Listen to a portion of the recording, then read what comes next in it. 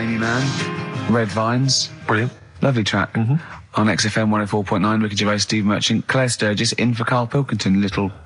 He hasn't called. He may be really ill. I'm feeling a bit guilty. How ill is he, though? I mean, do you know what I mean? How ill have you got to be to not be able to make a phone call? Yeah. I find that hard I've to got a believe. sore bottom, and I made it in. Keep talking. I pulled a muscle in my bum. How? I don't know. And it really hurts. Have you tried to trace back through the week and figure out what may have happened? I went to see the osteopath yesterday. He put an elbow in it for half an hour. I cried. His own? Yeah. Is it? Oh, they got detachable elbows for that. Prosthetic elbows. Just hold this elbow in there for 2 hours and... Yeah. Can I get that away? You can take that away. I won't be needing that elbow for quite a while. We had an email about Oliver the Humanzee. For those that didn't watch it, there was a documentary last night about a chimp that was supposedly a human or was half human or might favourite seem programme ever. Yeah. For a week, Karl has been saying it's going to be brilliant. I wish he was here and to he's not here to discuss discuss it, sadly.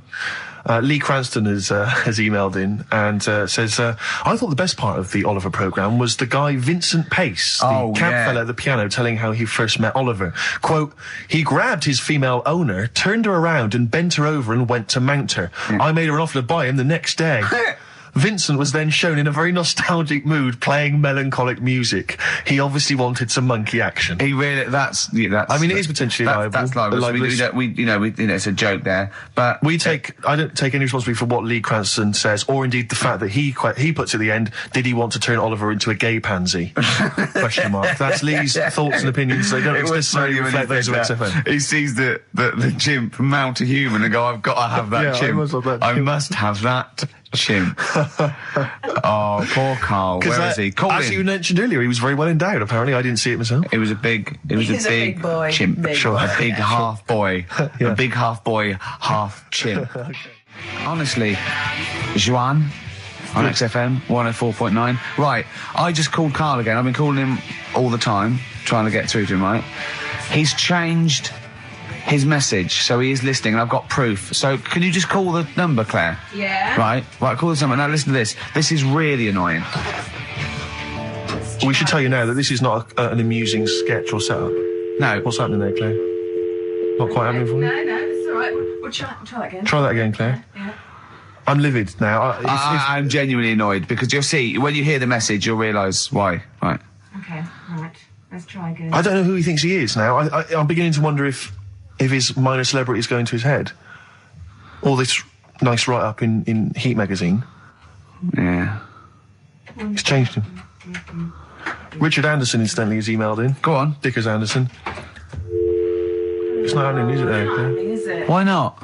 Because I'm a bit stupid. Why can't... I can't work it out, can I? Can't figure it out. How would you call someone normally? Well, normally I just pick up the phone and dial it. Sure. No, I don't mean... I mean... But it's like I have a problem getting it through the desk. I tell you what, can I play an ad break and practice? I'll pretend this didn't happen and then come back in a to weird you. way, it's like having Karl. here. It's like having Karl. Play the ads. I'll get back to you. Bit of Snoop. Never... And when did a bit of Snoop ever hurt anyone, Steve? Absolutely. Never, right. I don't think. Okay. Karl's away. He pulled the wool over Claire's eyes. There's a few people out there that believed he was ill. I knew he wasn't. In fact, at one point I thought, maybe he is ill. His message on his answer machine has changed in the last 5 minutes, and listen to it, and this is evidence that he's not ill, right? Okay, here we go then. Yeah. If you don't read out, Richard Anderson, I should just say, has got in touch. Okay. Here we go. Hold on. Oh, Claire. No, I can do it. Just tell All me right. Anderson. This is ludicrous. Yeah, so obviously Richard Anderson, he's emailed in his thoughts. Dickie Anders, Randy Anders. You. Dickmeister General. Dickmeister General. And he says there's something making... Have we got it, Claire? He says there's something making strange yelping noises in the thicket at the end of my garden. Shall I go and prod it to see if it's Karl? Sorry I'm not in today, but not well on that. No more Rockbusters. I think that's what's affected me. It's got me down a bit. So he's joking. Yeah. The doctor said I'll be back swinging on my tyre in no time. So... See you later. So he was listening. He's clearly listening. So he was listening, because we said about swinging on the Receive side. message. At any time. Right. Karl, call me In fact, I'll tell you what, we play a little game. Carl would appreciate this. Call me, Carl, or I'm going to give out your number. What's the first 5 or 6 digits, Claire? Well, it's 07968. 07968. Okay. Phone now, Carl. Start calling now. Right, give the next number, Claire. You said give the next number. 1. Make a note of this, because if you want to call Carl yourself... 07968, and the first number to be given out is 1. He's not ill. How do you feel now, Claire? Because he's made a fool of you, because you believed him. I actually felt really sorry for him last night. But now, passed out, I feel a little bit let down. Right, okay, so we give a number out every 5 minutes until Karl calls, because we know he's listening now. He's taking the piss. He's not ill, obviously, you can hear that. That was as long as a link, so he could have been here. He could definitely call. Are we leaving this message? Is this a message we're still leaving on his phone? Yeah. We're still leaving it. Good. Yeah. Good, yeah. Why don't we leave the rest of the show on his phone? Yeah, as a message? Leave it up. He's got to listen through it all so he can delete it. Yeah, exactly. And the other thing, of course, is that he's not going to get paid for this. No. So he's thrown away 80 quid. That's £80. Now, in Manchester, that's a week's wages. Easily. So he's obviously been spoilt. So for all his mank charm, he's down here, he's living the life of He Riley. thinks 80 quid's nothing. He thinks 80 quid's nothing already. Up there, you could be buying you could buy yourself your own horse. Yeah. You could probably get yourself a deposit on a flat. I'd have thought so. I'd have thought so, easily. yeah. And so, on sun lamps, because it's always dark. Yeah. He could go mental up there. Now, Dog piece of string. So what's the first few digits we've given out? 07968. Yeah, that's and the then code. and then we've got 1. Okay, we give out a number number of Carl's phone number digits. So take that down, because we love calling him. Should we have a little bit of feed or Let something? me just tell you what Dick has said. He said, Richard Anderson, he also said, P.S. the show's still rubbish without Karl. Still rubbish without Karl. Now, is that a compliment? It's still rubbish without Karl, which suggests he thought it might be better without Karl. No, I think he means it's equally rubbish. Right. Brilliant. Nothing Thanks. changes. Thanks, Dickers. Yeah, he's Good nothing Dick Meister. Well, Carl's annoyed me. He's not playing. He's not ill. Another digit from the number? Yeah, just do one more digit, Claire. You serious? Then? Yeah. 5. Yeah, 5. Good. 5, so 1 5. Okay, great. We'll keep doing that. But I'll tell you what, the best revenge is living well. Indeed. Why don't we just do a brilliant remaining 50 minutes of show, and show the people that we don't need Karl. High five. Let's do it. Okay, you don't need Karl. Right, let's go. Starting now. Some brilliant stuff. Oh, You're going to say something? Yeah. No, I remember when I was growing up in Manchester. No, you can't. So it's funny to me. I tell you. XFM 2.9. I said no. I saw a weird thing. I saw where in Leicester Square I was coming through China. I saw a hairy Chinese kid. No, I don't. It was weird because they're not usually hairy, are they? Did I tell you about me Auntie Flora? Is that supposed to be Manchester? Did by Eck as like? Did I tell thee about me Auntie Flora who shat herself for 3 hours once? Did I tell you? I don't... there was a woman born Karl, once... you have to phone us. We've got nothing. Oh, God, he's so annoying. Little twat. Do you know what I feel like doing? What? Writing a little sort of hymn or ballad. About to Karl? To Karl. Yeah. We've tried threatening him. That's not worked. Give out one more digit. We got half hour to go. Because they're 3 digits, so it's what is it? 07968. Yeah. 15. Next digit, please. 7. Okay, 157. Right. I hope you're making a note of that. You'll be able to phone Karl, leave messages, tell him what you think of him. Unless he phones. He can stop this at any time by just simply calling here in the studio. You can just call and say, okay, don't... you can just call and say, please don't give my number out. And I'll go... As I always do when I'm winding him up and I'm slapping his head and I'm sort of like spitting on him and stuff. Eventually he goes, shouts, stop it. And I go, well, you only had to ask. Exactly. So if he calls, I go, you only had to ask. Yeah. Oh, the phone's going. Play that break. I'll answer the phone. phone. It might be Karl. Oh. Wow, here's a bit of a turn up for the books. Karl Pilkington on the line. Right. Yeah, where you been? I'm off ill, aren't I? Right. Okay, what's the matter with you?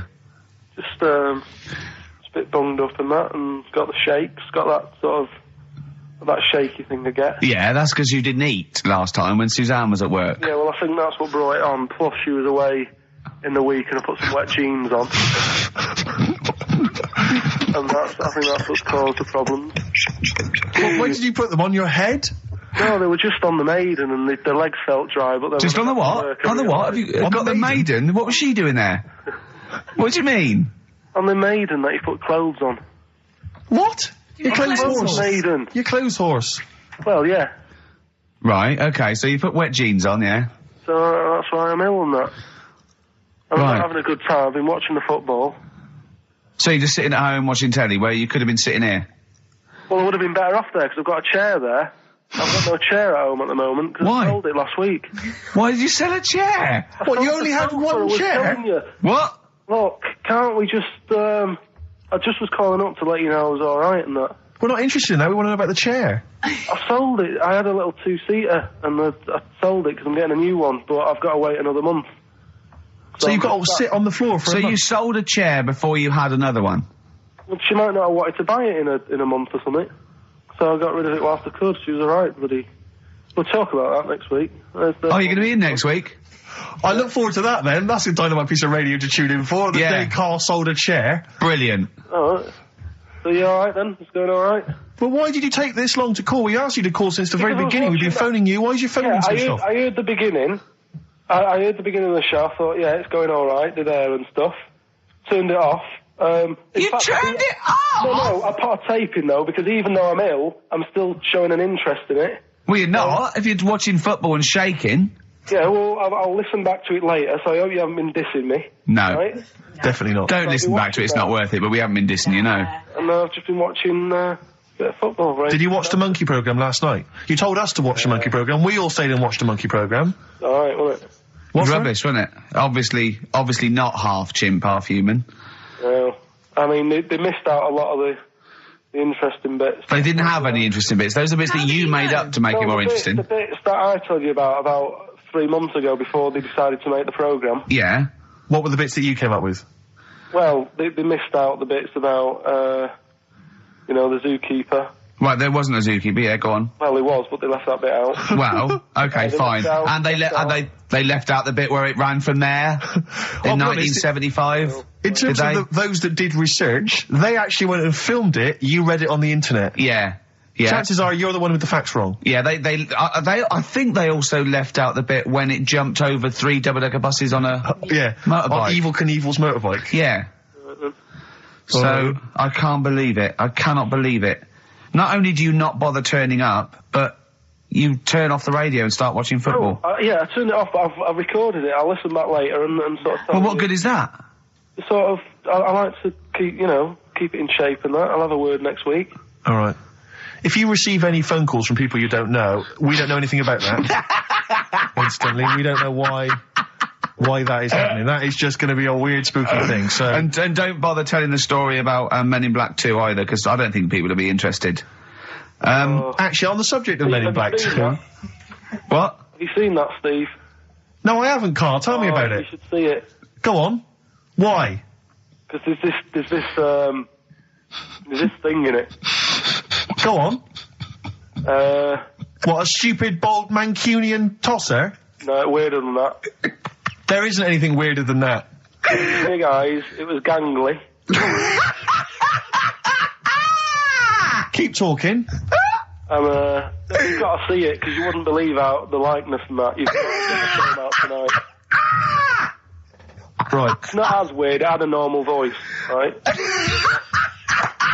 done yet, he's not even here! I'll tell you what, mate, it ain't worth coming in next week. Stay on the line, Karl. Play a record player.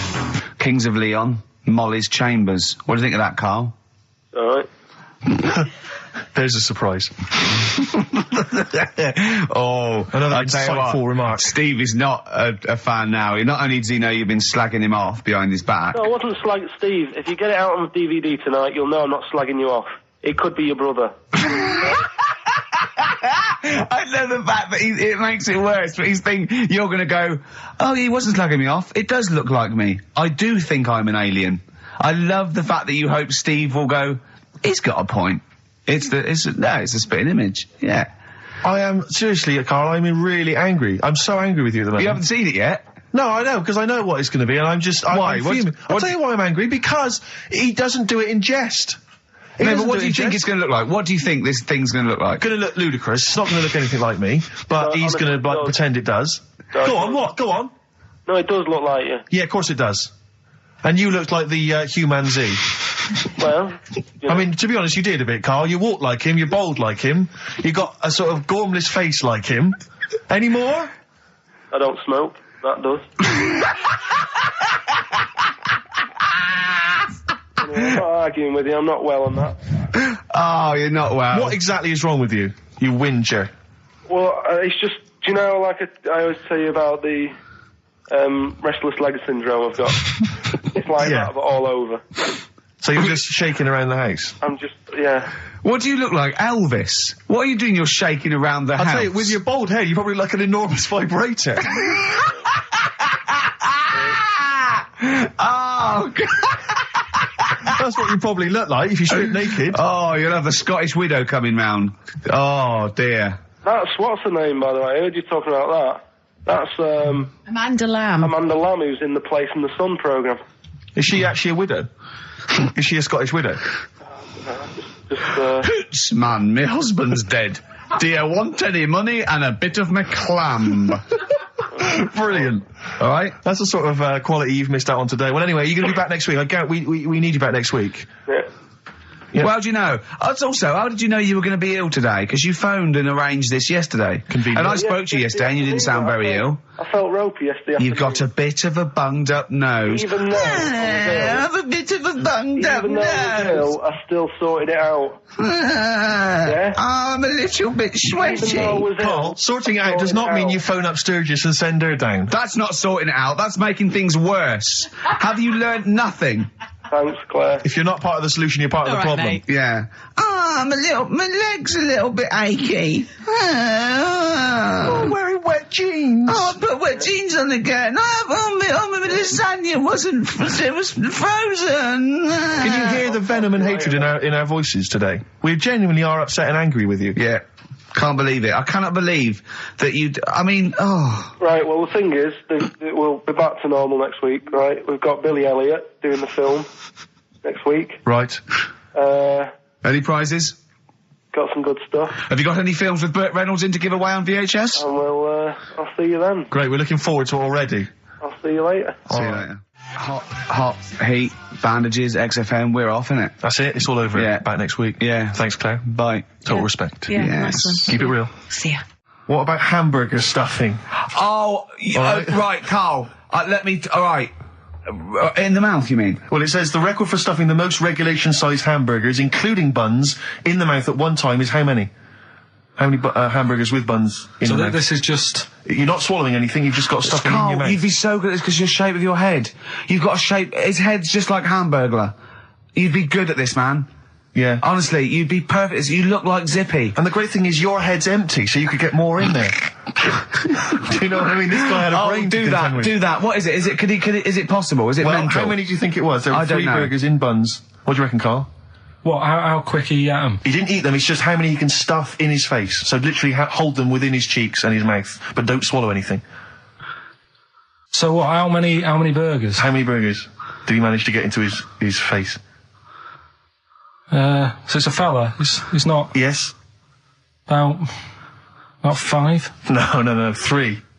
Is the world record. 3 is the world record. How big are they, though? It just says regulation size. So we go to McDonald's or Burger King and get just hamburgers, and that would count? Just the regular burgers, and we'll just stuff It them won't in count, there. because we got to get Norris McWhirter. But we could practice it now, and then if you're triumphant, if you get 4 in there... I don't, you know, I've got a small throat and that. But you don't have to swallow them, that's the great thing. Yeah, but I don't like it. As a kid, I'd choking on stuff, and I get funny about it. No, just keep your tongue at the back of your mouth, and we'll stuff the hamburgers in. No, I don't. Oh, come on! Do something!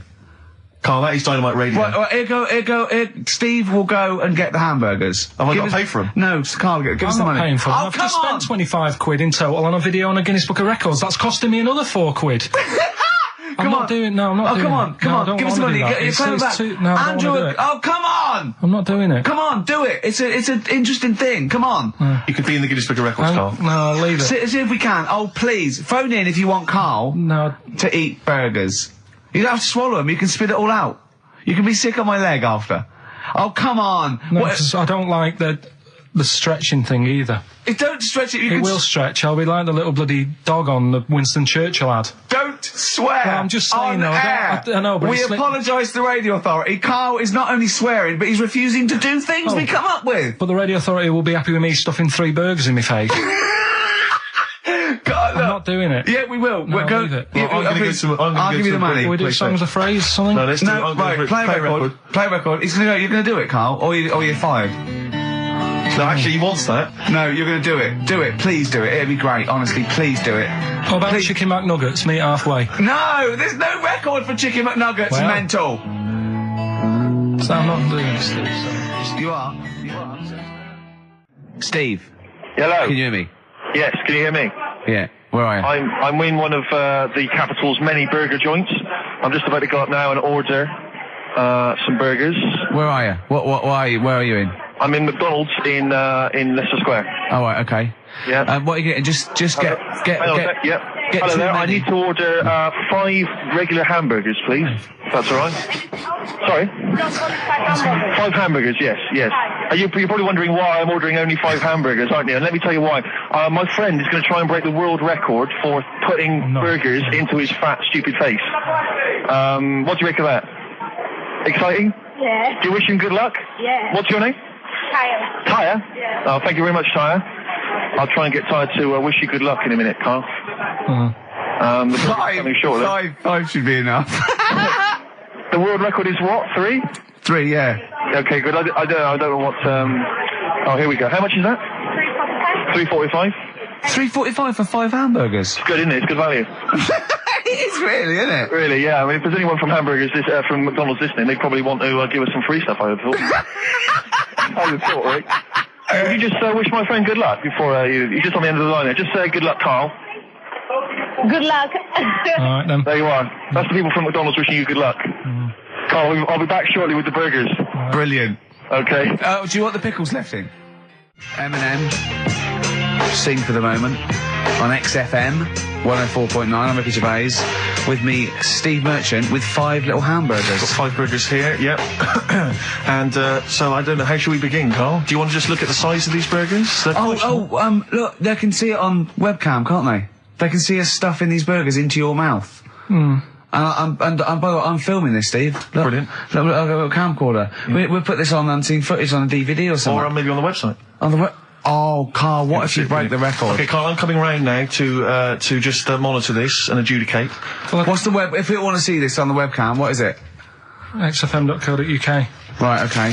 Hold on. Can I, Steve, I'm can I do that? I'm not being funny, right? But I think I have got like a bit of a wheat thing. You've got a bit of a what? A wheat allergy thing. Don't give me that. No, seriously, my head's... I've been eating a lot of shredded wheat recently. And my head's got a bit bigger. Carl, I don't think you can let us down now, mate. So you just got to put that first. No, I can't put that like that in my mouth on its with. I've got to break it up. I've got to break it up. You can't break it up. Can't break it up. It doesn't say you can't on the rule thing. It does. It doesn't. I can't look. I physically can't. Try it. I can't look. I'd have to be Jay Goody to get to that. Seriously, look. Try it. Yeah, I know, but you're not approaching it right. That's it. Come on, go on. That's all I'm doing. Keep going. God, he's not going to do one. Keep going. That's good work. Keep going. How does I get 3 in? Keep pushing. Ease it Keep in. pushing. Ease it Keep in. pushing. Get 1 in at least. Ease it. Get 1 in at least. Get 1 in. Ease it in. Get 1 in.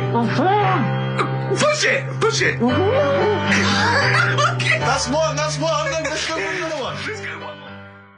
R.E.M. Night Swimming. It's a lovely song, isn't it, Karl? Huh?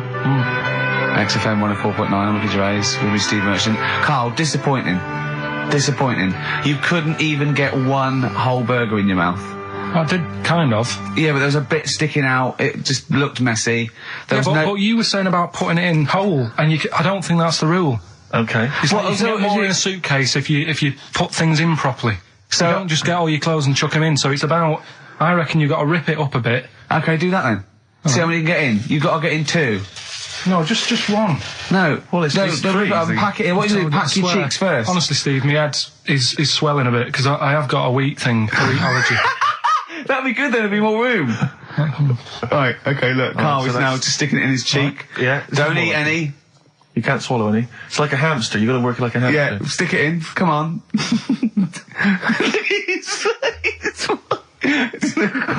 looks like Marlon Brando in The Godfather. Come on. Don't lose any yet. Right. Pack it in, then use your fingers to pack it in. Come on! Wedge it in. Like you're grouting the bath. I can't do this either. Keep going, keep going! Keep going, don't give up so early. This is part of the problem. You just give up, Karl, too quickly. You failed again. It's like your history O-level. Come on, Karl, come on, do something well. Succeed at something. Push it in. You've got nearly a half a burger there. Oh, I'll come round there. You're chewing. Don't chew. I've got a bit of food. I don't know what he said, but... Is that a whole one? No, it's not. I can see bits left. Come on, Karl. Come on, keep working at it. Keep working at it. But there's so much space in your mouth, I can see it. He's going red. Okay. Okay, we'll do another one. We're doing another one. That one then. We're doing a... Oh, are you alright? Are you going to be sick? Are you alright? Alright. Oh, God, should we play a record? He's making my eyes water now. Okay, I'll find a different one for you. Find a different one for What about most grapes eaten in 3 minutes? I'll go. Do you want to do that? Grapes are easy, aren't they? That's easy. Great. Come on, grapes are easy. Right. Songbird Oasis, right. Send Karl a little present. Send him some essential oils or something, or, a little lavender pillow, or just a little message. Send him a little message. Tell him it's all worth it. He's getting all grumpy, aren't you? I just get sick of it, that's all. It's not worth it for going through the stress for 30 quid every Saturday.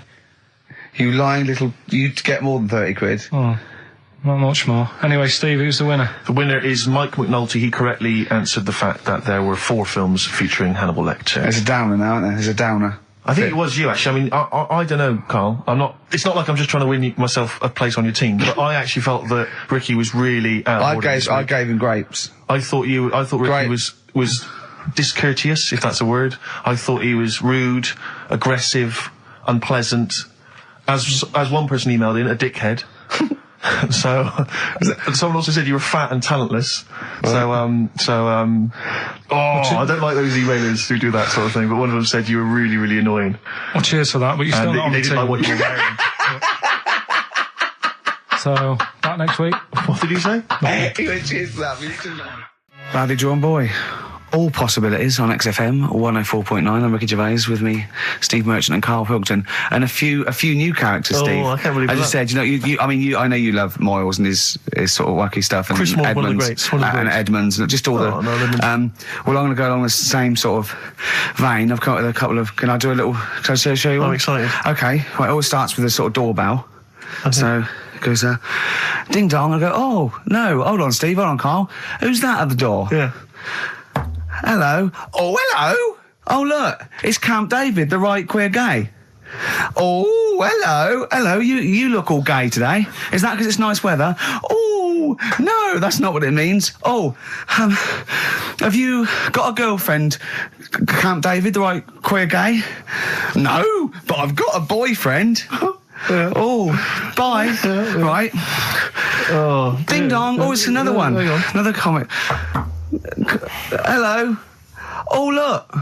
It's Holy Fuck, the little funny Chinese fella. Wait, that's his name, Karl. That's his name, Karl. Karl. Hello, Holy Fuck. Harold.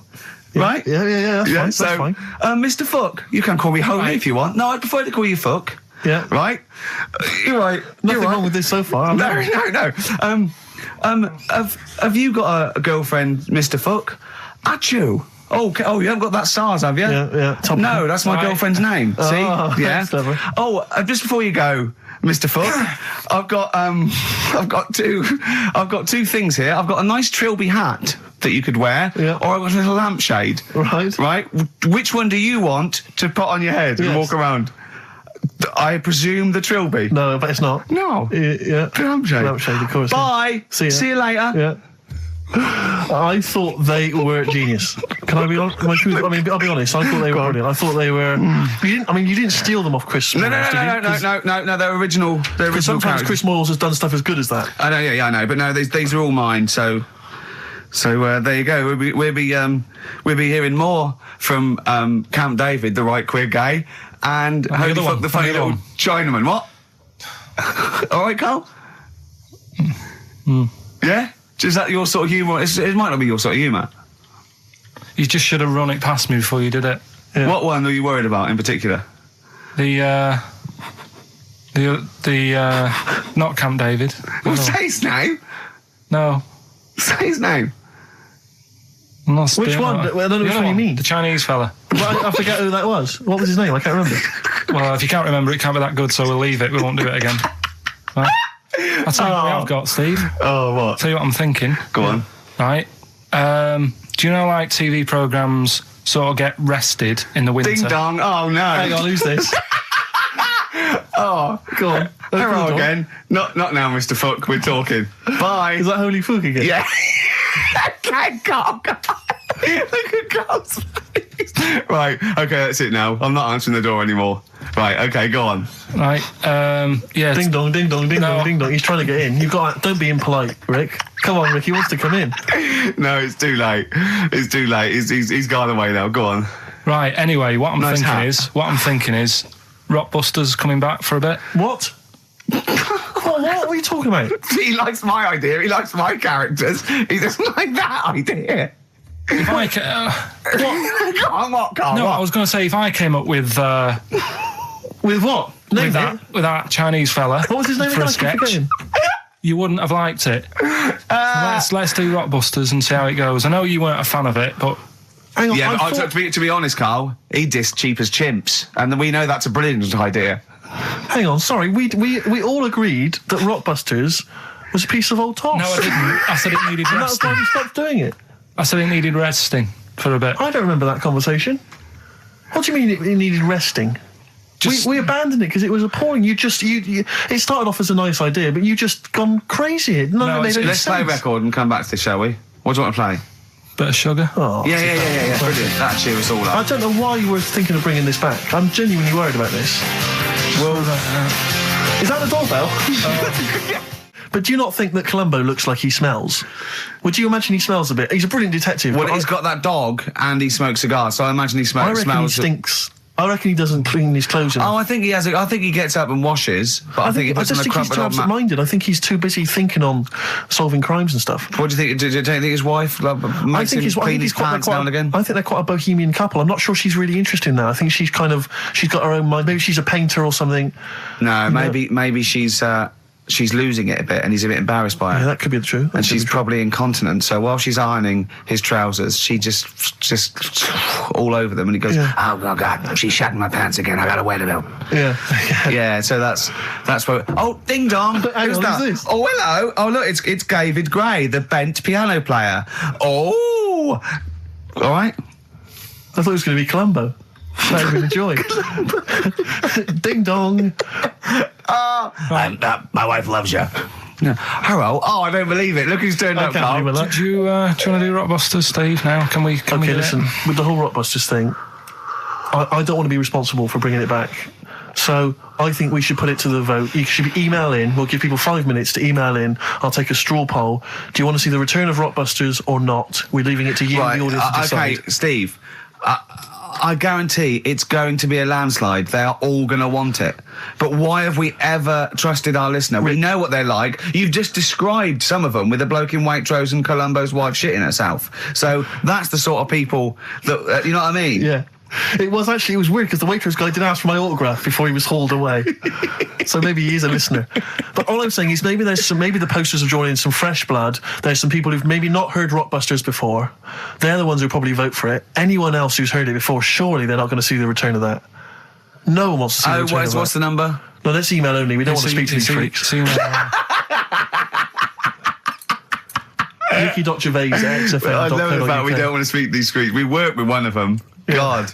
Yeah. If you want to see the return of Rockbusters, vote yes. If not, no. Tone it down a bit. Let's not do 3. No, it's got to be 3, otherwise it's too easy. Oh. Ricky.Gervais at xfm.co.uk. Right, just choose the best one. Right. The Seeker from The Who.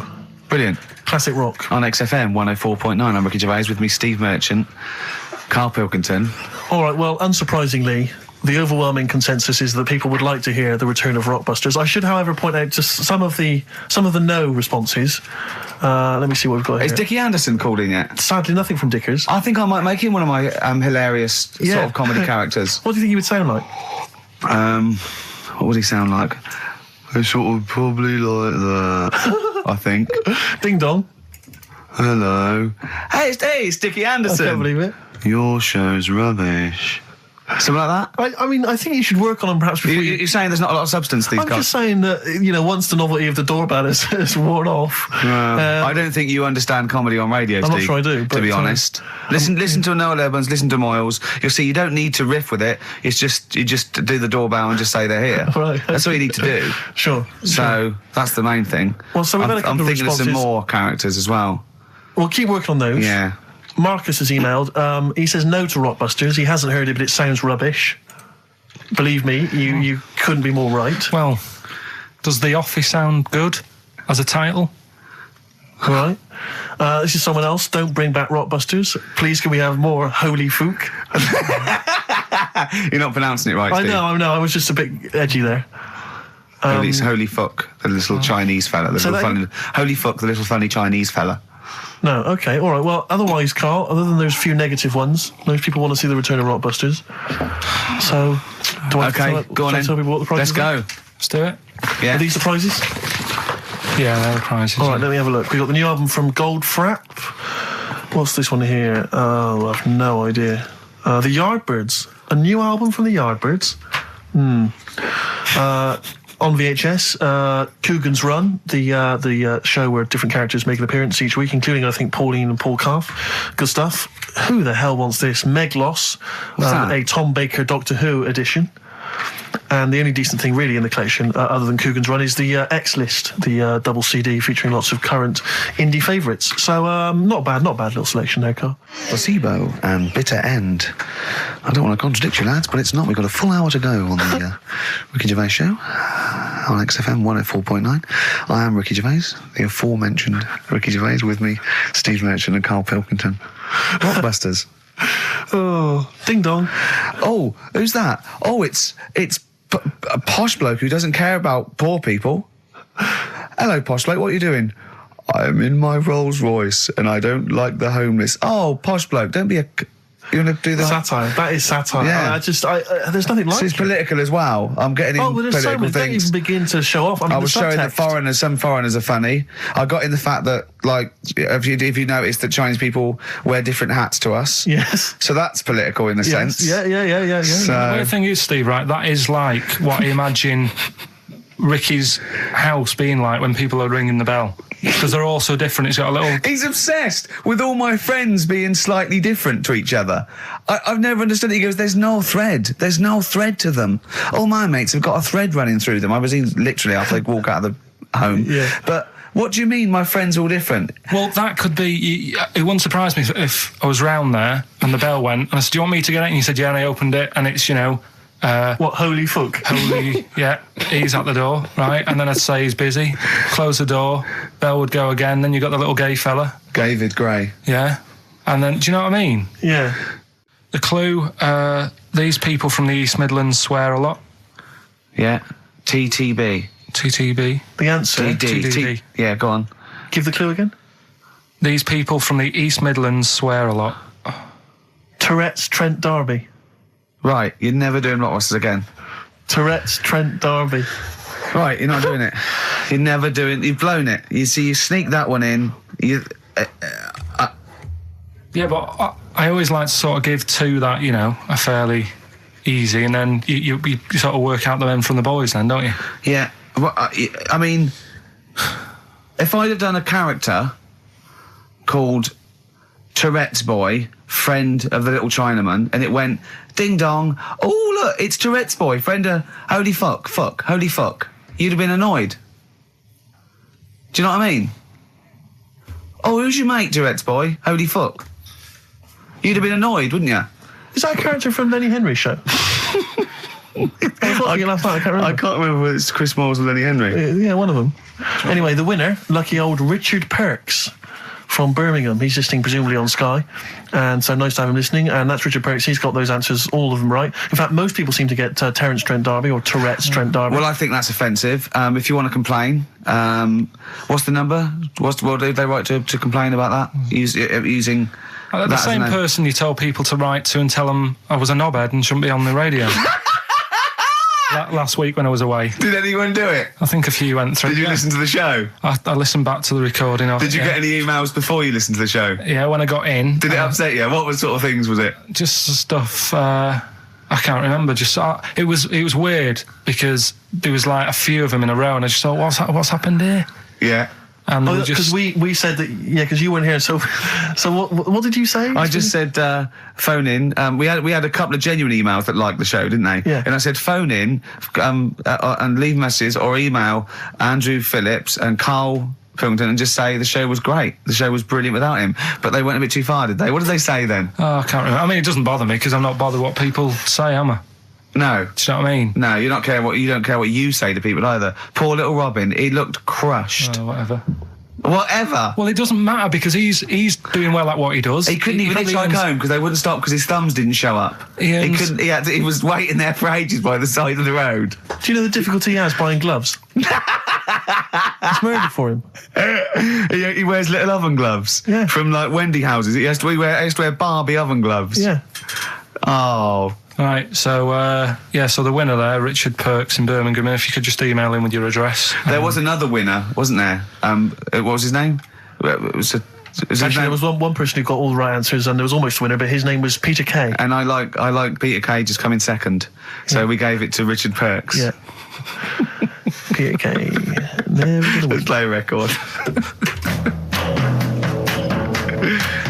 The railway company are happy with that. I'm sure they interviewed a number of people, but he was the best monkey for the job. And that's good, isn't it? Well, it's not true. All right, once again. Well, it's not true. Don't hand Steve a piece of paper that someone put on the internet who is probably a bigger mentalist than you. That's not proof. It's not true. At no point did a railway company give a chimpanzee the job of signalman. It was ages ago. What?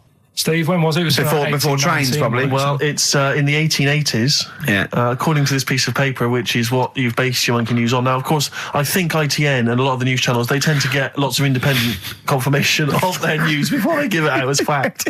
But you've got an email from someone, so let's assume that's real. It says, for this, Jack was officially put on the railway payroll, earning 2 cents per day and have half a bottle of beer on Saturday. That's what we pay you, isn't it? He doesn't even get the beer. No.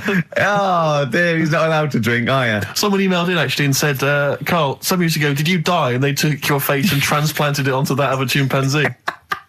They would make a lot of sense. I've never seen you. He always has T-shirts right done up and long sleeve. I bet he's hairy under there. Yeah. I bet you are hairy because you have to shave right up to your eyes. You're one of them, aren't you? And I can see the growth, and it comes out the top there. Are you really hairy underneath? Pretty hairy. Are you really? Well, what's wrong with that? You're a Humanzee, aren't you? That's why you're fascinated with them and why your IQ is sort of about 80. I think you might be. You might. I don't mean there was any. I think it was a genetic sort of throwback. Well, you're pretty hairy. Look at your arms. What? Just look, give me that banana and shut up. Play a record. That's mine. By the way, Red Hot Chili Peppers on XFM 104.9. So, a few more shows. And I hope Sony are happy. They should encourage. You know, we've only been radio, a couple of years. Exactly. You encourage young talent like you. Yeah. Instead of giving it to Radio 1 and Radio 2 and... The old war horses. We just had a quick email. I wonder if you could answer this. It's James from NW1. He says, Ricky, is Karl going to be on this week's show? Please let me know, as I may listen if he's not. Sadly, he is here. I mean, people are already turning against you, Karl, because they've seen what's happened. Yeah. I think they've probly realised that we gave you too much. I think we've got a spoiled sort of kid in our hands. It's sort of like, we knew how bad he was, but we were trying to sort of bring him out of his shell a little bit. Yeah. You got to encourage sort of, children like Karl. Well, yeah, exactly. Just sort of fend for themselves. But I like the fact that Dickie Anderson had that wonderful rant. It was an articulate email. It was quite long, and he must have typed it immediately. I'm thinking, because he's a fan of the show and he thinks I'm a genius, we need a PA. Sure. Don't we? Yeah, yeah. Do you reckon he'd come and work for us? Well, he can't be any worse than what we've already got. I know. You know. So, there you go then. We're giving up radio. We're going to concentrate on television. Carl's going to probably go back to what? Your little... Just doing your sound? It's the thing I won a silver for at the Sony's. Funny that, isn't it? Oh, you won a silver, did you? I got a silver, yeah. Oh, yeah, what was that for? For doing the proper job that I do here in the week. No, there's 2 of you for a start. Yeah. Well, there's 3 of us. Can't even get a bronze. Now, who's the weak link? Right? Well, bit weird, isn't it? Let's not argue. We haven't got many shows to do. To be fair though, this show is I think it's more to do with the fact that you talk on this show that has brought us down. Right, I haven't said anything hardly today. No, well, this is an award-winning show potentially. We'll add this one in for next year. If you could just keep stum, we might have a chance. All right. Well, coming up, right? Let's put it behind us. Okay. Let's draw a line under it. We had a meeting yesterday. We thought we better, for the last few shows, plan it a little bit. And me and Steve came up with a great idea. We're going to offer Karl money to do stuff. Yes. That's the quality of the ideas on this. Yeah. And I brought some money in, little stuff, because we had him showering with our mate Johnny for £1,000 yesterday. Yeah, we just got into a discussion, and then one of us suggested that how much would it cost us to pay you, Karl, to have a shower with another man? And there's nothing going on. No, there's nothing going on. You're just in a shower, normal shower. You're just washing each other, not each other, just yourselves. You're just having a chat. Yeah, washing yourselves, having a shower. Yeah. But it's a regular shower in a regular house. It's not a shower in a swimming pool. And he went fine. We got £1,000 out of it. He wouldn't do 900. He got £1,000 out of it. But then we said, and we'll have to watch to make sure you do it. Yeah. And he went, no, that's weird. So, but why? What's it? But this is what annoys me though, right? The whole idea of, what would you do, right? So I bet you missed out there. When we started this chat saying, I wonder what you do for money, it did start off with, would you rub Dale Winton's neck? Would you give Dale Winton a massage for 20 quid? No, but you have to say no, 500. We're trying to find out what your price is. What price, Karl, is the name of the show. So would you give, Dale Winton he's got a knot, he's got a bit of a knot, he's stressed, he's been doing supermarket sweep, and he's furious. One of the contestants was answering back, calling him names, and he's got all knots in his neck. You just give him a little bit of a, 5 minutes. A little neck massage. How much would you do that for? He's naked, and it's just a little neck massage. There's nothing going on. It's like... See, there You're naked as well, but it's just the 2 of you naked giving him a little massage. No, seriously. Would you give him... would you give me a foot massage? For how much? What's your price? And what are the rules, though? Can I wear gloves? No. No, just Let's start off simple. Would you take off my shoes and socks? I'd do it for, 50 quid. You've got 20 quid to take off one shoe and one sock, but like you mean it. You just take the shoe off, you go, and as you're putting down my sock, you pull the sock down slowly, you look me in the eyes and go, what lovely ankles. Seriously, how much? What price? 20 quid a foot. 20 quid a foot. That's got to be worth it. So 20 quid, you will take off my, we'll put on some soft music, right? I don't need it today. That's what I was saying to you yesterday. You always need it. Do you know what I mean? No, you don't. At the moment, I'm cash. quite happy. Give it to a homeless person. Give it to a charity. Well, we'll get him in here. Well, are you still going to shower with Johnny for £1,000? Not now, because you said, and me and Steve are just going to stand in the corner and watch. Well, we've got to make sure you do it. You might go in there and just, wet your hair and come out, pay Johnny 500 quid and go, yeah, we had a shower. How will we know? Sorry, I'm quite interested about the shoe and sock. I'm back to the shower. You just have to wash yourselves. Now, we have to inspect that it's really clean, because we want you to wash certain parts really... Right, well, why have you both got to be in there, then? Well, no, just one of us. Can we just take... yeah. Or can Steve film it? as evidence. Just as evidence. Or I'll tell you what, we'll leave the TV camera in there. Neither of us to be in there, then we can just watch the video. Yeah. Are you a couple of benders? Are you a couple of benders? No. No. But can we discuss further the taking of the shoe and the sock? Because I think there's £20 in. I'm willing to pay £20 to see that. So a little surprise for you there. That's Coldplay here. They're live through there. Thanks. Can you hear me? Can you hear me? Yeah, brilliant. Do you want to say a few words? Do you want to I'll have a quick word with Chris, lead singer Chris. Chris, good to have you here. Hello.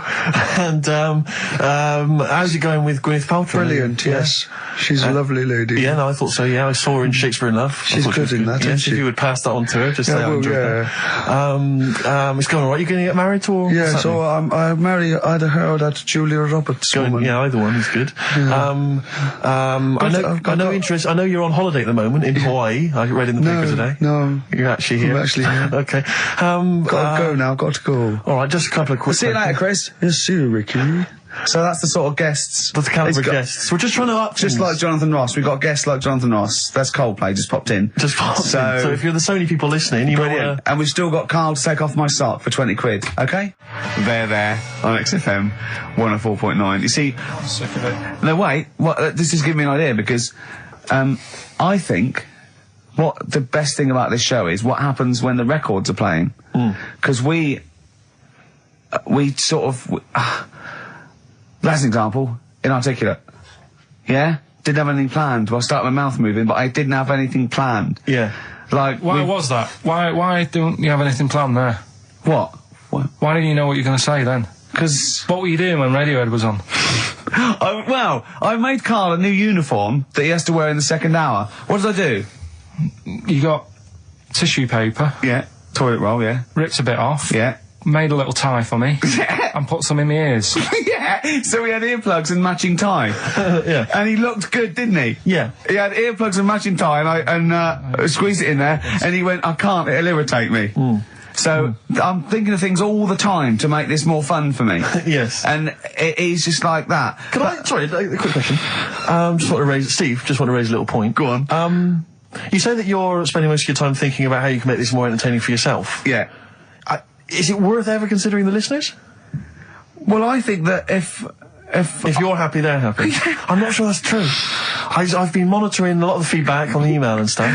Yeah. It doesn't appear to be the case. But that's because Karl won't go along with stuff. Sure. I mean, they could see on the webcam his little matching earplugs and tie that I made. I just did a cartoon that went for £350, right, on the website, right? So that's one now. Yeah, we're gonna do it. We're gonna make it really good. We're gonna give him lots of stuff and sign DVDs and everything. So that's great. 350 quid. Who was it? I think her name was Joanne. It's not definite yet because we haven't got the money off her. Well, she's you got to trust them, haven't you? And so I think people would love to have had a matching.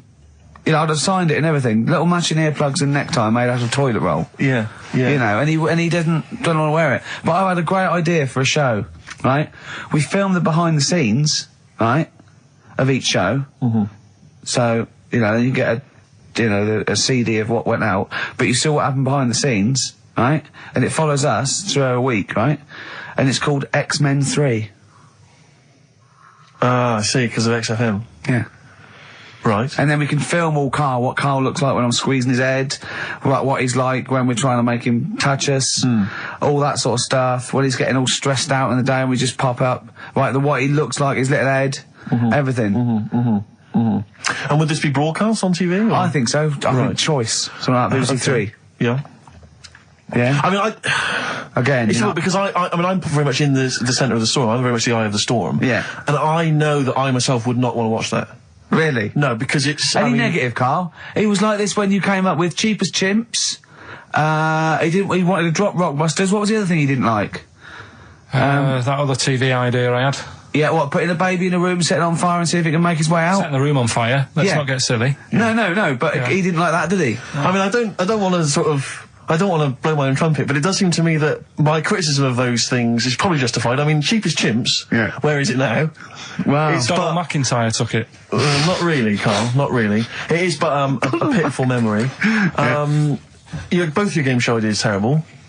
This TV show idea, I think, again, it's only interesting to you, Rick.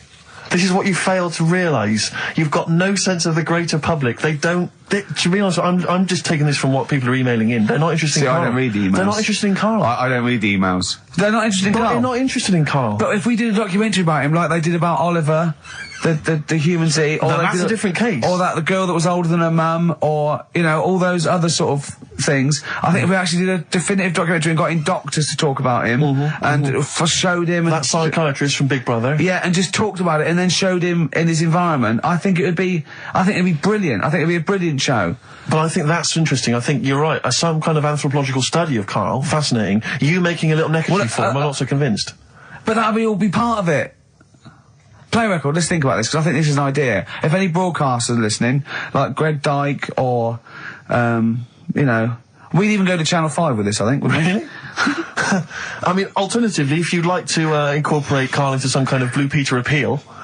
Let's do something. Let's just get Karl... Look at his face. How could you not... See, a lot of people still don't know what you look like, Karl. Play record. Turin Breaks, Painkiller on XFM 104.9. A couple of emails, Rick, that I ought to notify you about. Holly has emailed in. She wants us to wish her good luck. She says that she's one of 15,000 women who will be walking 26 miles around London starting at midnight tonight in their bras to raise money for breast cancer research. Prostitutes? No, just regular ladies, I think. Oh, right. But I was at a loose end, so that's something for me to do for something. I'll pop down and support them. Also, we got to say hello to Sonia, who's it's her 18th birthday, and we're going to play a little Smiths track for her later. So we're trying to be interactive. Yeah, I've seen how other DJs do it. They have phones. They go, and how are you celebrating tonight? Oh, we're just going out, Foxy. Have a good time. Here we go. This is, you know what I mean? Yeah. We've got to be. I've guessed we had Chris Martin in from Coldplay, which is going to be a lot. Well, Chris is still here. Hello, Chris. How did you come up with the ideas for your songs? Just make them up in my head with the guitar. And how old are you now? 28. Thanks very much. No, more from Chris Martin later, I imagine. Cheers. We've also had an email. Thanks, Chris. We've also had an email from Jim. It's as easy as that. We've had an email from Jim. He says, on the subject of the postcards, his brother once met the bloke who posed for the photo on those biros that when you tip them up, the black ink kind of sinks away, and it shows him nude. And he was apparently an aspiring model, and he got paid $75 for it in Hong Kong in the 70s. Karl, would you have done that? Would you pose nude for a pen for $75? I mean, inflation, can't I? Let's double it every 10 years, say. So, yeah, so 150, 300. I'll give you 600 quid to post news for biros that we give away for XFM. An XFM biro, where your clothes sink away when you turn it upside down. And what sort of shape was this fella in? He's in pretty good shape, yeah, I think. 600 quid. Yeah. I'll make it back on selling the pens. No, I won't do that. I always remember being at school, when the first time I ever encountered one of those pens, there was a kid at school, Jason, and I had one of those pens, and he turned it upside down, and it was where the woman's clothes sink away and she's naked. Yeah. And I remember sort of seeing it and him showing it to everyone, all the young lads, and them thinking, this is amazing. And I always remember thinking it was like the idea that it was sort of a way to cheat teachers. Oh, there's Jason, he's just got a pen there with a picture of a woman wearing some clothes. That's fine. Yeah. There's nothing wrong with that. If he brings a porn mag in, I'll have it. He's out. But, yeah, but I can't. But I've always imagined, can you imagine how embarrassing would it be to be caught masturbating over one of those pens? Businessman. Yeah, he's like, his wife catches him. Sorry, what are you doing? I'm just doing some writing with this regular pen. Right, what? Well, no, don't turn it upside down. Can I just come round where you're sitting? Just why are you naked? The only thing I think more embarrassing would be to be caught masturbating looking into a mirror. Well, for you maybe, for me and Karl, right? Really, what other ideas have you got? Have you got any other ideas, Karl? Because you've got another hour, have you got anything at all? I've got that feature Educating Ricky, which is a bit of a play on words as well. Right? Do you know the film, Steve? Educating Rita? Yeah. I'll see what you've done. Go on. I'm doing that, and I teach Ricky stuff. What do you teach me, Karl? Well, I've got a few different topics. Go on. Do you know, like how you taught me about Hitler and Che Guevara and Winston Churchill? Mm-hmm. I'm going to come in with topics every week, and this week I've got ghosts. No, hanging bacon is one of the topics. Say that again. Hanging bacon. Hanging bacon. All the titles. Francis Bacon. No, all the titles are sort of named to sort of tease you and get you more interested in it. Hanging bacon. Well, you've certainly intrigued. Go on. What's another title one? Hairy Chinese kid. I'm going to go for that one. If there was a university degree with that title... Yeah, no, I'm going to go for Hairy Chinese Kid, I think. The final one, Alien gives man a beard. Right, Alien gives man a beard. I am going to burst. Right, listen, Carl, you've got to tell me. Right, first, let's do it in reverse. No, we're not going to do it now anyway. What do you mean? We've got to do it now. I mean, this is the first interesting thing you've said in an hour. Okay, the listeners have just been subjected to rubbish and mistakes and everything for the last 6 months. Please, we've got to do Alien gives man a beard. What is that? Tell us that. Right. Sorry, this is just you telling me something, is it? This feature is you telling me something. Well, teaching you something, educating Ricky. Huh? So are we playing it now? We're already into this feature. Well into this feature, are we? Yeah, I suppose we are, yeah. Should there not be a jingle or something? Yeah, can we have a jingle? There's no point, because look, I come up with ideas and you dismiss them straight away, so I'm not wasting my time making stuff. Right. If you don't like well, okay, let's play Educating Ricky. Right. Brilliant. Go. Right. So... Ding-a-ling-a-ling-a-ling-a-ling. Educating Ricky. Right, what are we going for then? Hanging the bacon, Hairy Chinese Kid, Alien gives man a beard. I think Alien gives man a beard. I'd like to do that. Right, there's this fella, I think it happened in America, and he saw a bright light in the sky. And God, if you're bored. And he stood there. This is a true story, is it? Yeah. He stood there. Yes, of course it isn't, Steve. And he saw this bright light and it came closer and closer and it was a UFO, right? Yep. And he looked at it and it disappeared, right? And he gets back in his car. He looks in the mirror. And he looks in the mirror. Yep. He's only got a beard. He hasn't. You sure it wasn't someone else who got in the car and he was still standing out there? No, right. What? And it turned out he got home and said to his wife or his girlfriend, it's a bit weird. So I just got out of the car to look at a bright light, and I got back in the car, I grew a beard, and she said, never mind your beard, where have you been for 3 days? And what had happened is... He passed out because he was pissed? No. The UFO had taken him for 3 days. Yeah. But he'd only thought that he'd only looked at it, and it went away. Yeah. But what had happened is, he took him, and he grew a beard because he hasn't had a shave. Right, okay. I mean, was Will Smith or Tommy Lee Jones anything to do with this at all? Did you see this on a video maybe and thought it was an educational film? No, it's from a book that some kind person sent in to me. Here. Can I just ask again, just again, I'm just throwing this right back at you. Do you think there's any other possible answer here? Right? A man is absent for 3 days from home. He's grown a beard. The length of time that it could take to grow a beard, lest we forget. What if he hadn't actually seen a bright light in the sky? What if he was lying? What if he was lying? He got knocked unconscious. He'd had a car crash. Just lying. No, just lying. Or he was just lying. Yeah, he'd been on a bender, getting pissed for 3 days. And that was his an mates. excuse to his wife. And they went, Dennis, what are you going to tell your wife? Well, wait a minute. Wait a minute. You're not going to believe I was out with you, lads. Just say you're only away for a minute. No, I wasn't away from it because of the beard. Oh, yeah, look, it looks like you've been out for 3 days. Well, we have. That's exactly. Right, okay, we've got to cover that then. Alien abduction. Great one.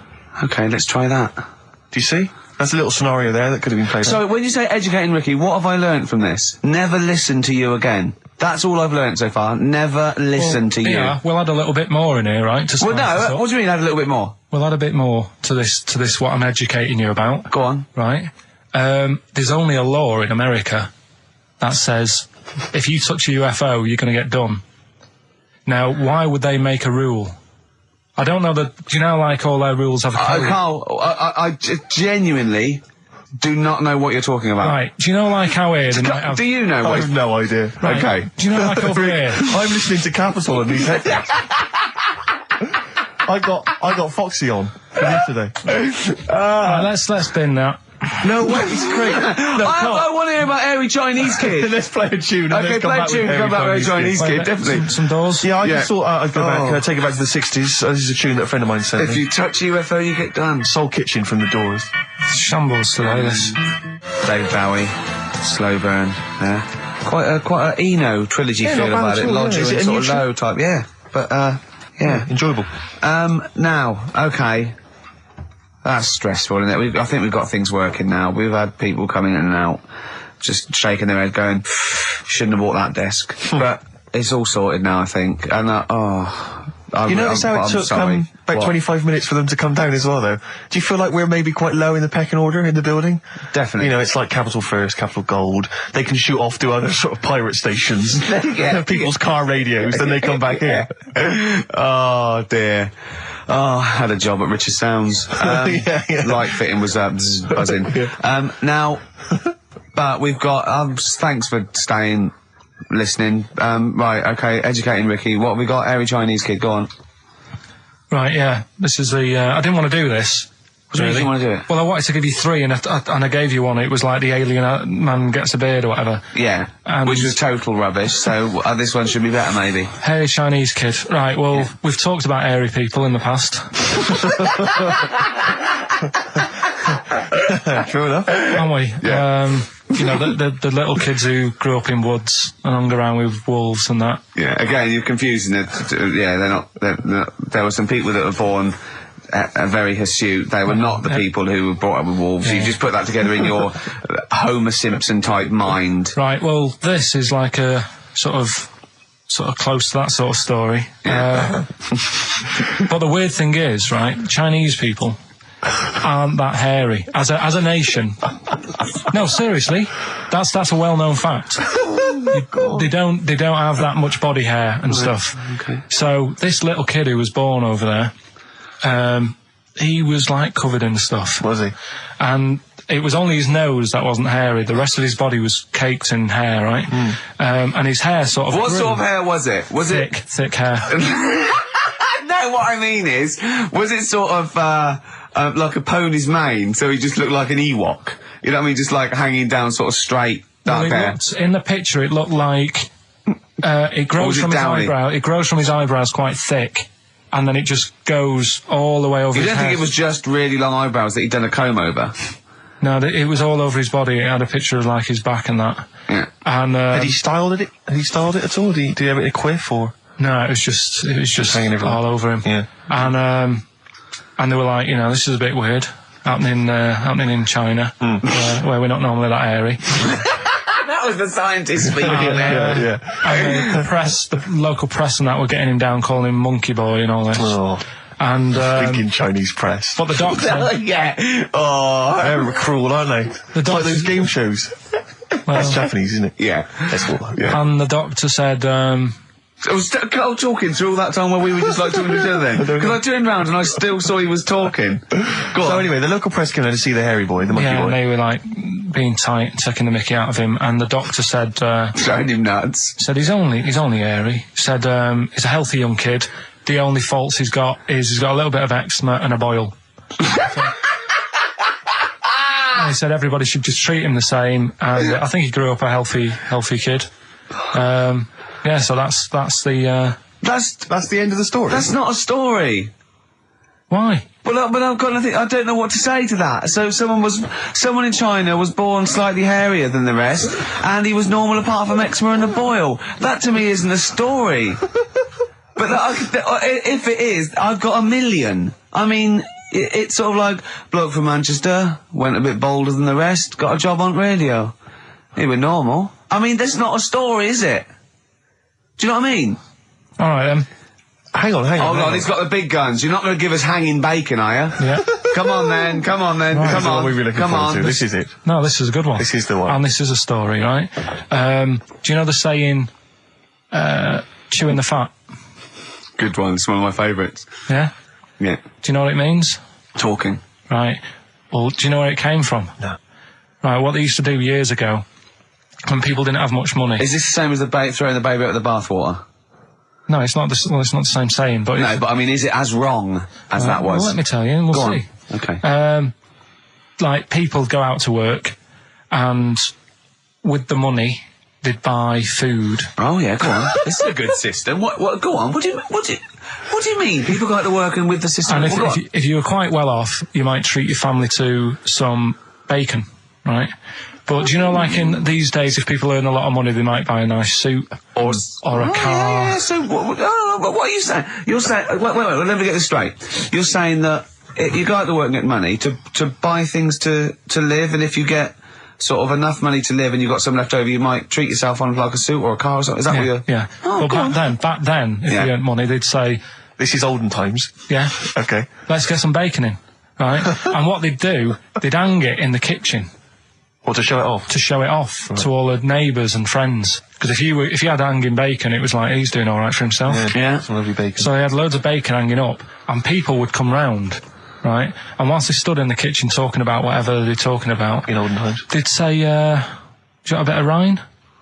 And they'd rip a little bit of rind off, and whilst they're having a chit-chat, chewing the they'd fat. chew on the rind. Well, I think that's probably true. I haven't heard that, but that one to me sounds true. Do you see the difference between that one and a man was abducted and grew a beard? Can you see the difference in why I accept that story? Different stories for different things. Different stories for different things. So, see, that's a nice story. If it's true, I don't know if it's true. I mean, but it seems totally possible, viable, quite interesting. I won't be quoting that myself until I've verified it. But that's, I won't be telling anyone the bloke got in the car and he had a full-face beard. Why has the car been towed away? Because it was a quiet road. It wasn't in the way. So. Are you filling in the blanks again? That wasn't in the book, was it, that you read? See, that's the thing. Sometimes I think you make up bits of the story as though they were fact. That doesn't seem right. Well, that's all you can do, innit? So that's educating Ricky. Will we? Brilliant. Do that next week. That is brilliant. No, I think that was good. I did. I mean, I enjoyed that. I learned something from that. I mean, I want to get. This is all from one book, is it? Yeah. That's an interesting book. With the, I don't want to dwell on it, but with the hairy Chinese kid, what did they say about that? What was the, was it once there was born a kid who was slightly more hairy than everyone else? But yeah, it's all right. He only had a boil. Oh, how did they word it? How did this capture your imagination? There was a picture. It was a picture that grabbed me first of all. Yeah. Sure. And it was like, God, what's up with him? And that's when I read it. Did you see the boil and the eczema or just the hair? No, you see, because his face is like, just under his eyes is sort of nice and smooth, and his nose is sticking out, and that's not hairy. But the rest of him, it looked like he had the sort of a balaclava on or something. And then I read on, and it's like, this is a hairy kid in China. Yeah. Yeah. So. Yeah. Okay, good. Anything else in there? Because, I like that. No, we'll do more of that next week. How is that alongside, hanging bacon, alien abduction, a hairy Chinese kid, and, a little interesting fact about the derivation of a phrase? What do you mean? He didn't understand a word of that. I knew the word derivation was going to cause problems. I thought derivation shouldn't have come out. I wasn't disputing. He's all smug because he just had a phone call. That was Beck, lost cause. Go on, tell him why you're all smug. Because Adrian just called up. Yeah. After hearing the story about the Chinese kid. Yeah. And he said, yeah, that's true. He said that there was a TV programme on it. Yeah. He had a chromosome defect. Yeah. And it made him hairy. And his mum and dad used to have to shave him. That wasn't in the book. But, thinking about it, that's not a good move anyway, is it? Because they say that for women. If you get a few hairs on your top lip, don't shave it because it'll grow back thicker and faster. So they should just let him. They should have just said, well, let's see how bad it gets. But if they went in there straight away if he came out as a baby and a little bit hairy, they should have left it for a little bit. But Adrian called up and said, yeah, he was hairy, he was all right. But we weren't disputing there was a Chinese kid born slightly hairier than the rest. We were disputing the fact that you didn't actually tell us a story. You just told us a And what we are disputing is that man was abducted by aliens for 3 days and grew a beard. Yeah. That's definitely not true. No. We don't know about chewing the fat, but it sounds quite viable. Yeah. You see, the difference is between me and Steve and you is that what we believe isn't random. Do you know what I mean? It's not random. The things we don't believe stuff just because it's interesting. It's not every other thing we believe and every other thing we don't. I think Karl believes stuff if it's interesting. Yeah, I know. Yeah. If he thinks, intriguing. Thanks. All right then. So last week we started good sort of play on words that we had going. Go on. The well-known film Educating Rita. Yeah. That's become, thanks to Karl Pilkington's brain, it's become... I've tweaked it a bit, and now it's Educating Ricky. Brilliant. Right? And that was a new feature we started last week, if you weren't listening, where I teach Ricky stuff. What did you teach me? Taught you about that little Chinese hairy kid. Yeah, you didn't teach me anything. You said there was a kid that was born that was slightly hairy as other Chinese people. Where the saying "chewing the fat" came from. I enjoyed that. Was good. That was interesting. Good. And a man who had a beard because he was being abducted for 3 days. Again, that was rubbish. Lest we forget. That taught me more about you than about alien abduction. But what happened last week is we sort of talked about it all in one go. And you can't... Whereas this week you've done what? You've spread it out over the show. Well, I've spread it across the 2 hours because I always found that if you try to be taught too much in one go, you just can't take it in and it'll be wasted. Is that your experience of school? Yeah. They taught you in 3-minute bursts. Yeah, and not every day. Yeah. Every other When month. you felt like it. Yeah. Right. So that's what we're going to do. Right. So we've got Educating Ricky coming up. That's Educating Ricky across the 2 hours. Okay, look forward to and that. what I do is I've made little headlines again. And you decide which story you want to go for first. Well, give me the first headline. No, not yet. We'll do that in a bit. Give me a teaser. Hang on a minute, I'm telling you what else. Oh, yeah. I think so, because last night, right, I mean, this is part of Educating Ricky in a way, but something I learned last night was that tarantulas only bite you if you annoy it. Right. They don't, do you know how people say, oh, if you're in a sleeping bag living in a jungle, a spider will get in there and it'll bite you. Yeah, apparently not. You've got to really annoy it. The thing that it really hates is having its leg sort of twisted. It hates having its leg twisted. Right. Yeah, but that's more for... Is that what they said in a documentary? No, actually said almost certainly not, Steve. Almost certainly not. Were you watching a documentary? No, I was reading it. Oh, you're reading it. And it was this guy... Was it scrawled on the wall in like a public toilet? No, I'll tell you more about that later. Oh, it's right, part of the... Educating Ricky. So, Karl, I know you've been thinking this through. What have you got? So, Educating Ricky, we did it last week. It's where I teach you some stuff, but rather than just teach you something, I tease you, so you want to know more, so you want to take in information, right? So, if only people had taught you like that, Karl. So, and also, it's the name of a film, sort of. Yeah, nearly. Coming up soon, Henry VIII and his, well, how many wives? Come back tomorrow, Karl, to find out. The little headlines I've got to sort of tease you with the story. Yeah, this is going to hurt me and I'm not very well. Go on. Right, we've got, So this is what, sorry, I've just got lost for a minute there. It's Educating Ricky. This is Educating Ricky, and these are the stories that these are the things you're going to tell him. Yeah. But these are just headline versions. These are headlines because not the actual fact. Then I think people will remember things. Okay, alright, so you sort of bullet points. Who can forget hairy Chinese boy? Indeed, I shall never forget that. Yeah. So, first headline, don't do that to it, you know it can't live without an head. I've got no idea. It could be about the French Revolution, it could be about anything. I know what it is! You think you do. But, no, it's not I taught you! Is it the fact that cockroaches can live for 9 days without a head? That's part of it, but it's something different as well. That's what I thought we'd bring up. Okay, brilliant. So that's something next one, do you won't work it out? If only it was raining. Brilliant. Okay. Go on.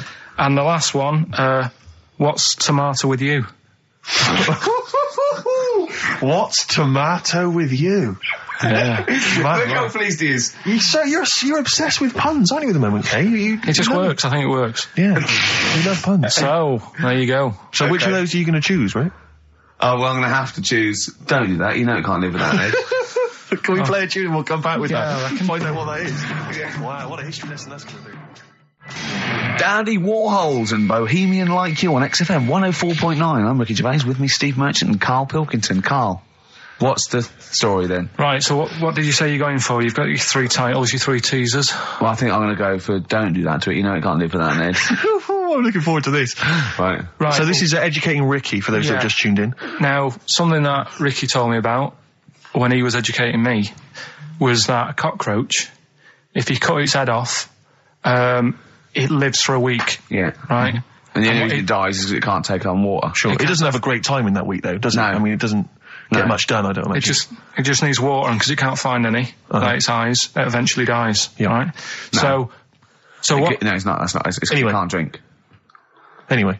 So have you heard that one about worms? Okay. I have. Go on. If you cut a worm in half, a lot of people have said in the past that it'll turn into 2 worms. Right. But that isn't actually true. Okay. Who said that? No, it used to be like, you know, kids at school said it on, kids at school and stuff. So that, you know, a lot of people think that. Don't pick him up on stuff, Steve. It's bad enough. Sure. So, but what they can do, if you get a worm, right, and you find out which end its head's at. Right. If you you've got its head there at the left-hand side, right, and if you sort of cut it in half. Right. But not in half. So there's more of its neck than the tail, if you know what I mean. Yeah. The bit that you've cut off will sort of die, and the rest of the worm will get better. So in a way, you can cut it in half, and it'll survive, but only one half will survive. Okay. Yeah? What have you learned there? I wish you hadn't chosen that one. I know, because it's nothing, is it? Yeah, You know that joke, how would you tell a worm's head from its eye? You put it in a bowl of flour and wait till it farts. Yes. Right? I told my mate that, right? And he went, what if it coughs? Yeah? Yeah. So, there is a bit of truth in that myth of cutting one in half. Where did you get this information? I don't understand where you get this information That was from the Funnier Times. It was like the myth about worms. Yeah. That was the big article that week. Did it take you as long to read that article as it took you to tell us just then? I like the fact that it starts off debunking a myth that we have heard of anyway. Exactly. You know the big thing about cutting a worm in half and making two worms? No. Yeah. What's the other one? It's not the thing to do either, by the way. Don't go doing it. No. Cool. It's not very nice. But, it's cruel. But it can get by and if it's you pointless. do. Yeah. There's no scientific worth in that. Well, there you go. Okay then. So the others now, you see what I do. No, I'll tell you the other titles. You're not having them yet. That's the whole idea of this. People will be driving or about to go out doing the shopping. They'll think about that now. What was the other two? Well, the other two. They won't think about that. They've forgotten that. No, they will. No, they've forgotten that already. If only it was raining and what's tomato with you. Right, I'm looking forward to that one. No, you've got to tell them tomato with you. Look what's happening. You see, you already want more education. And this is what listeners will be doing. I tell you, I wish you were a teacher. I so wish you were a teacher. Do you know what I mean? Kids would be saying, I know it's 3:30, but I don't want to go home. I want more. Yeah. And that's what I'm doing with you. I'm teaching you. Why are you teaching me things about not to cut worms in half and what's tomato with you? Please tell me what's tomato with you, Karl. In a bit. Okay. Educating Ricky, we got two left, haven't we? I'm looking forward to these. We've still got two more. We've still got If Only It Was Raining and What's Tomato With You? Coldplay, The Scientist on XFM 104.9. Right, competition, isn't it? No, it's Educating Ricky Part 2. Oh, is it? Yep. I wasn't even listening. He's doing all the work, I wasn't even listening. Oh, and he spilled some water down on that. Right, what's this one again then? Right. What's the teaser headline? Teaser headline is What's Tomato With You? Brilliant. Yeah? Go on. How excited were you when you came up with that? You couldn't wait to come in and tell us, could you? I think it's a good one because you won't forget it now, will you? I mean, like the worm one. What's so special about the worm? You know, a lot of people think that if you cut a worm in half, two worms will grow, but no. What happens is if you cut the head end slightly nearer the tail than the tail will die, but the worm with the head will be okay. So, it's exploded a myth and taught me something. Right, so the second one, part 2 of Educating Ricky. What's Tomato With You? Yeah. What this one's about is, ages ago. It's scientific. There's never a date. There's never a country, a location. Okay, settle down, children. This is A-level history. Right. Once upon a time. Yeah. When a mental place with swords was a king. Forget his name, but he was a loony. So, and it was literally ages ago. Yeah. So, good luck in the exam. Yeah. Right. So, alright, many years ago. Oh, yeah, cleared that up. Go on. They thought tomatoes were poisonous. Right? Okay. Because what hold on, are they going to be proved wrong at the end of this story? Well, because I don't want to give away the ending, but is it something to do with are they poisonous tomatoes? No. Oh, you're having a laugh. I don't believe it. Go on. They could have been eating tomatoes all this time. Oh, Steve, what's tomato with you anyway? Okay, so wait a minute. What's Let's just tomato recap quickly. Many years ago, when people thought tomatoes were poisonous. Yeah. Go on, Well, they didn't know they were poisonous then because they were still eating them. But what was happening? Well, they're not. But they're not poisonous. But hang on a minute. All right, and it's not. I'm just going to listen. I'm not even going to talk. I'm not going to tackle So, if you remember, years ago they didn't have like pottery plates. They had lead plates, right? What are you talking? Just let him talk. Sorry, what year is this? Let him talk. Come on. Plates made out of lead, and Right. what they'd end up doing, they'd say, right, do you want a tomato? And they'd go, yeah, all right. And they'd put the tomato on the lead plate and cut it. And because of the acid in the tomato, right, it would sort of make the lead runny, and the lead would go into the tomato, and they'd say, oh, it's lovely this, and they'd be eating it. They'd get food poisoning, lead poisoning, what have you, and they'd be really ill. So they thought tomatoes were poisonous, so they didn't eat them for many years. And when then you say someone they, said, do you this mean didn't the people happen. of Narnia? Yeah, this didn't happen. Where was Carl. this happening? Sort of in Britain and that. You put him on the spot there. Oh, I hope there's no uppity pupils at this school when they go, what do you mean, sir? Oh, if you're going to... Oh, I'm fed up with you. Do you understand? No. So the No, you've got... No, right, okay, first of all, Carl, where'd you get this information from? Where did I 14 get times that? as well? Do you know? You can't remember. I don't know where I got that from. I don't know where I got it from. But why don't you think that makes sense? But what? Someone once got lead poisoning from a tomato? Not just one, loads, and then all of a sudden... No. Why is this educating me? Because I'm telling you that tomatoes... I can't take anything away from this. Yeah, I don't know what to take away from this. What have I learned? What have I learned? Don't mix lead with tomatoes. Why is this educational in any shape or form? What are you telling me? A long time ago in the land of Glunk, right, where the ninnies did slib, right, they thought tomatoes were poisonous because they ate plates of lead. What are you talking about? Yeah, but we all know tomatoes aren't poisonous. Is that what we're taking from the story? Is that the moral of the story? Don't believe these people that I'd never heard of before. What are you talking about, Karl? I think it's a bit weird. It's a bit weird, yeah. Is these the same people that were spreading those malicious worm rumours? My hangover's coming back. I've got to get some water. Play a record that was rubbish. I tell you something I do know. Go on. Right? But I can't really get a question out of it. Go on, just tell us. There's a shadow somewhere. It's already good, isn't it? I'm loving it already. No, right. There's a shadow. I think it was in America. Yeah. And it's on a quiet road. I'm guessing somewhere like Boston. That's what you mentioned. Okay. Right? No. Somewhere like Boston. And people at night used to see this shadow moving about. And they'd go, what's that? Right? And it got known, the little local town got known for this shadow, but it didn't cause any problems. What are you talking about? Well, it was like, you lost me. What are you talking about? Do you know, like some places get famous, like Scotland's got the Loch Ness Monster and that, but it doesn't cause any. Yeah. But it doesn't cause any problems. It doesn't exist. Go on. Right. So there's this shadow walking about on the road. What do you mean? No, what's he again? Rubbish. Right. So he's walking Nonsense. about. Where did you read this? Where did you see Walking this? about. This was on the internet, and I'm sure. Sorry. Sorry. Right. I thought it was shite.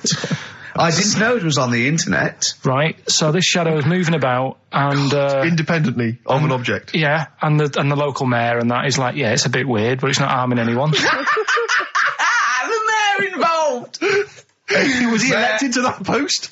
Hey, mayor, we got a problem down here. Seems like a shadow. Well, it's not causing any. No, it's just causing any problems. Yeah, go on. But that's the thing. It was left for years, and then it did start causing problems. I see, that's it. If you leave these shadows to go unchecked, Rick, they go crazy. Yeah. You let them run amok in the city. Yeah. You've got to stand What around did it do? on What did it Roman do? shadows. What did the shadow do? It was pushing people off the bikes. It was what? It was pushing people off the bikes. Oh, I'll find out more for that next week. Right, that'll tease them. you're a maniac. We'll do more on that. We haven't had time for educating. Please never have children. Right, listen. Just promise me now you'll never have kids. We haven't got time. Okay, now listen. for- All right, DJ Shadow, have we got time for to give these tickets away? Yeah, if they just call up, we'll. No, I'll tell you what. I've got a question. Right? Go on. Where does Karl think this may have taken place?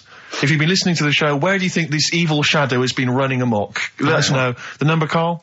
08700 800 1234. So, but that's it. We are actually out of time. We are indeed. Karl, I want you to tell Steve what you told me in the week. About the snake, about the anaconda. How to... Right, this is Karl's method. He's not scared of the anaconda. The 30-foot long, biggest, scariest snake. No, you were talking about stuff, weren't you, about in jungles and that, and animals. That's what we do. Yeah. Right.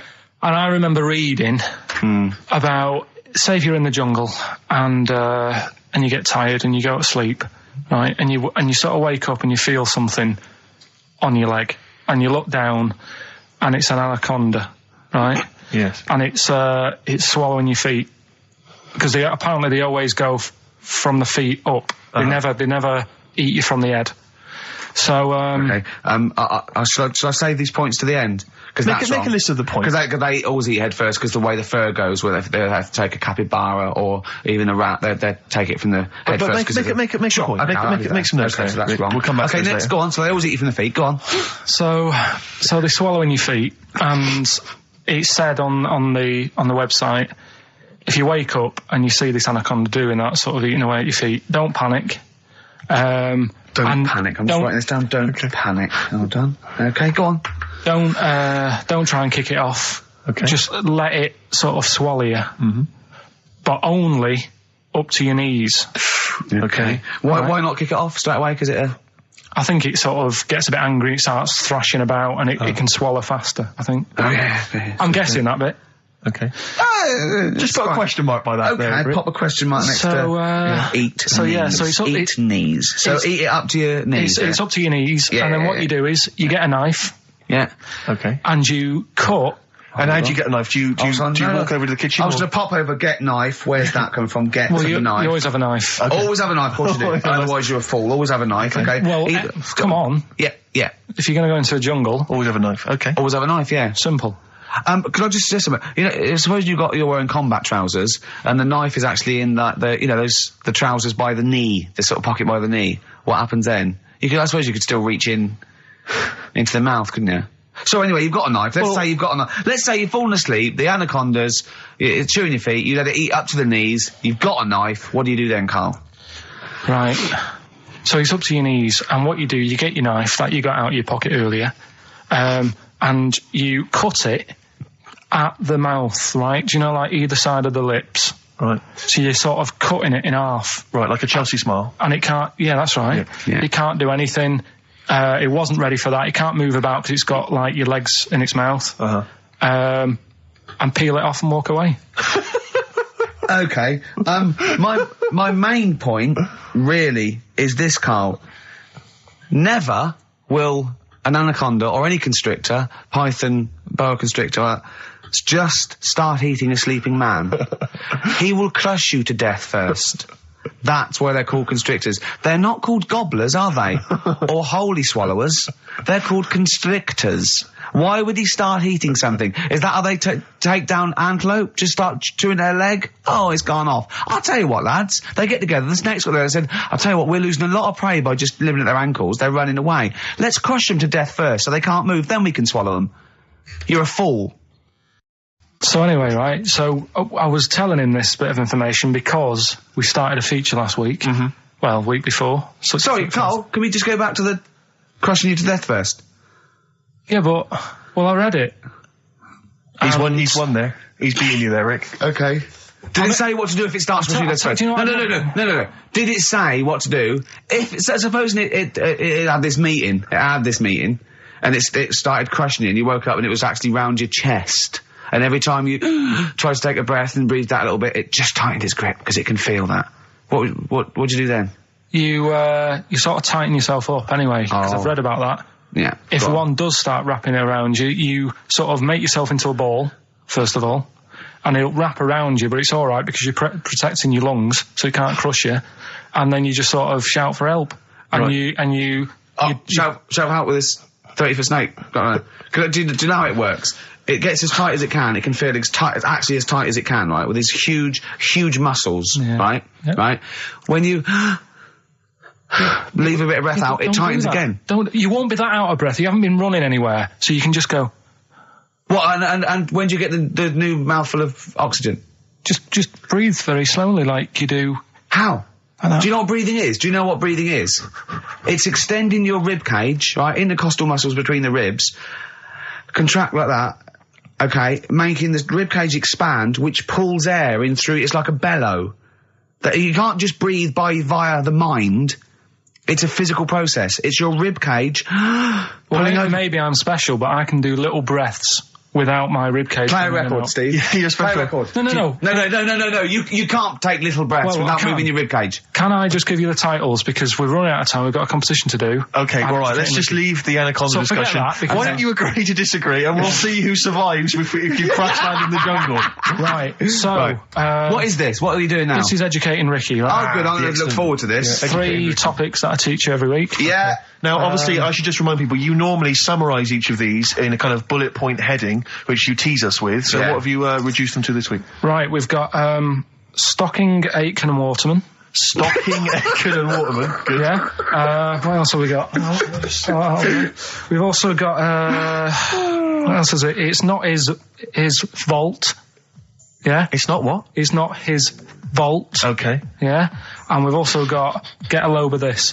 Get a lobe of this? Yeah. Karl, they're genius. Rick will be choosing one of these after New Order. Foo Fighters and All My Life on XFM 104.9. I'm Ricky Gervais, with me, Stephen Merchant and Karl Pilkington. So, just before we do educating Ricky, this is where Karl thinks he can give me something of interest and teach me something to take away. Last week I found out that somewhere in a strange land people thought tomatoes were poisonous because they ate them with lead. Things like that. What was the other one you told me? What else was it last week? Bit of worms. Cut me off. Yeah.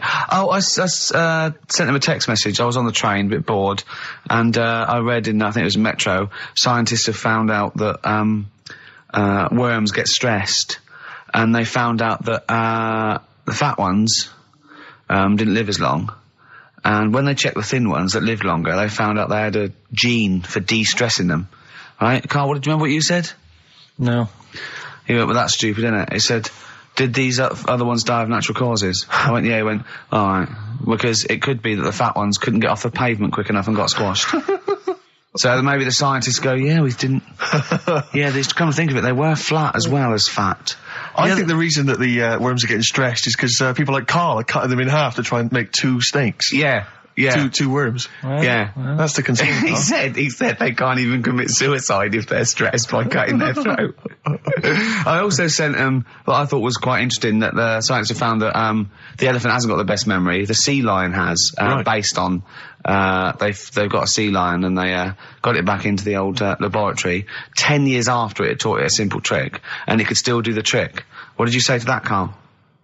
I'd say they don't get up to much anyway, so if you do teach it something, it is going to remember it. Sure. Because it's got nothing else to do. Yeah. And then it also, I mean, I like sea lions, they look nice and everything, but what do they do? What was that? Sea lions? Yeah, what are they here for? It's another jellyfish, as far as I'm concerned. It's like, it's there and people know about them, but what do they do? Yeah. What do we do? What do we do, Karl? Well, what do we do? A cat, first, Steve said, is good for your heart. So why is it all geared to what's good for us? Well. Anyway. Educating Ricky. Good, we've settled that then. Go on. The titles that are meant to sort of pull you in. Yeah. We've got, what was it? Stocking, Aitken and Waterman. Yeah. You've got It's Not His Vault. And Get a Lobe of This. Get a lobe of this. So which pun do I pick first? I think I'll go for Get a Lobe of This. Get a lobe of this. Yeah, get a lobe of this, yeah. Well, that's a story about a girl who, she was deaf, right, for 4 years. And, it happened quite a bit back this. What year? Or was it, I think it was ages ago, was it? Yeah, quite a bit back. She was deaf for about 4 years. Having an argument with her mum, it said, which I didn't quite understand. Because I don't know how they do that.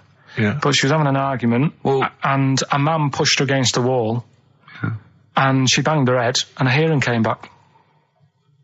Okay. Was she wearing a Walkman and it fell out? And she'd realise, there's no explanation. There's no explanation? Well, why is that teaching me something then? So I knew you'd say this, right? So I thought, right, I'll stick something on it. Do you know that bees are deaf? No, you can't just, no. If you ask someone something they don't know the answer to, they don't tell you something else.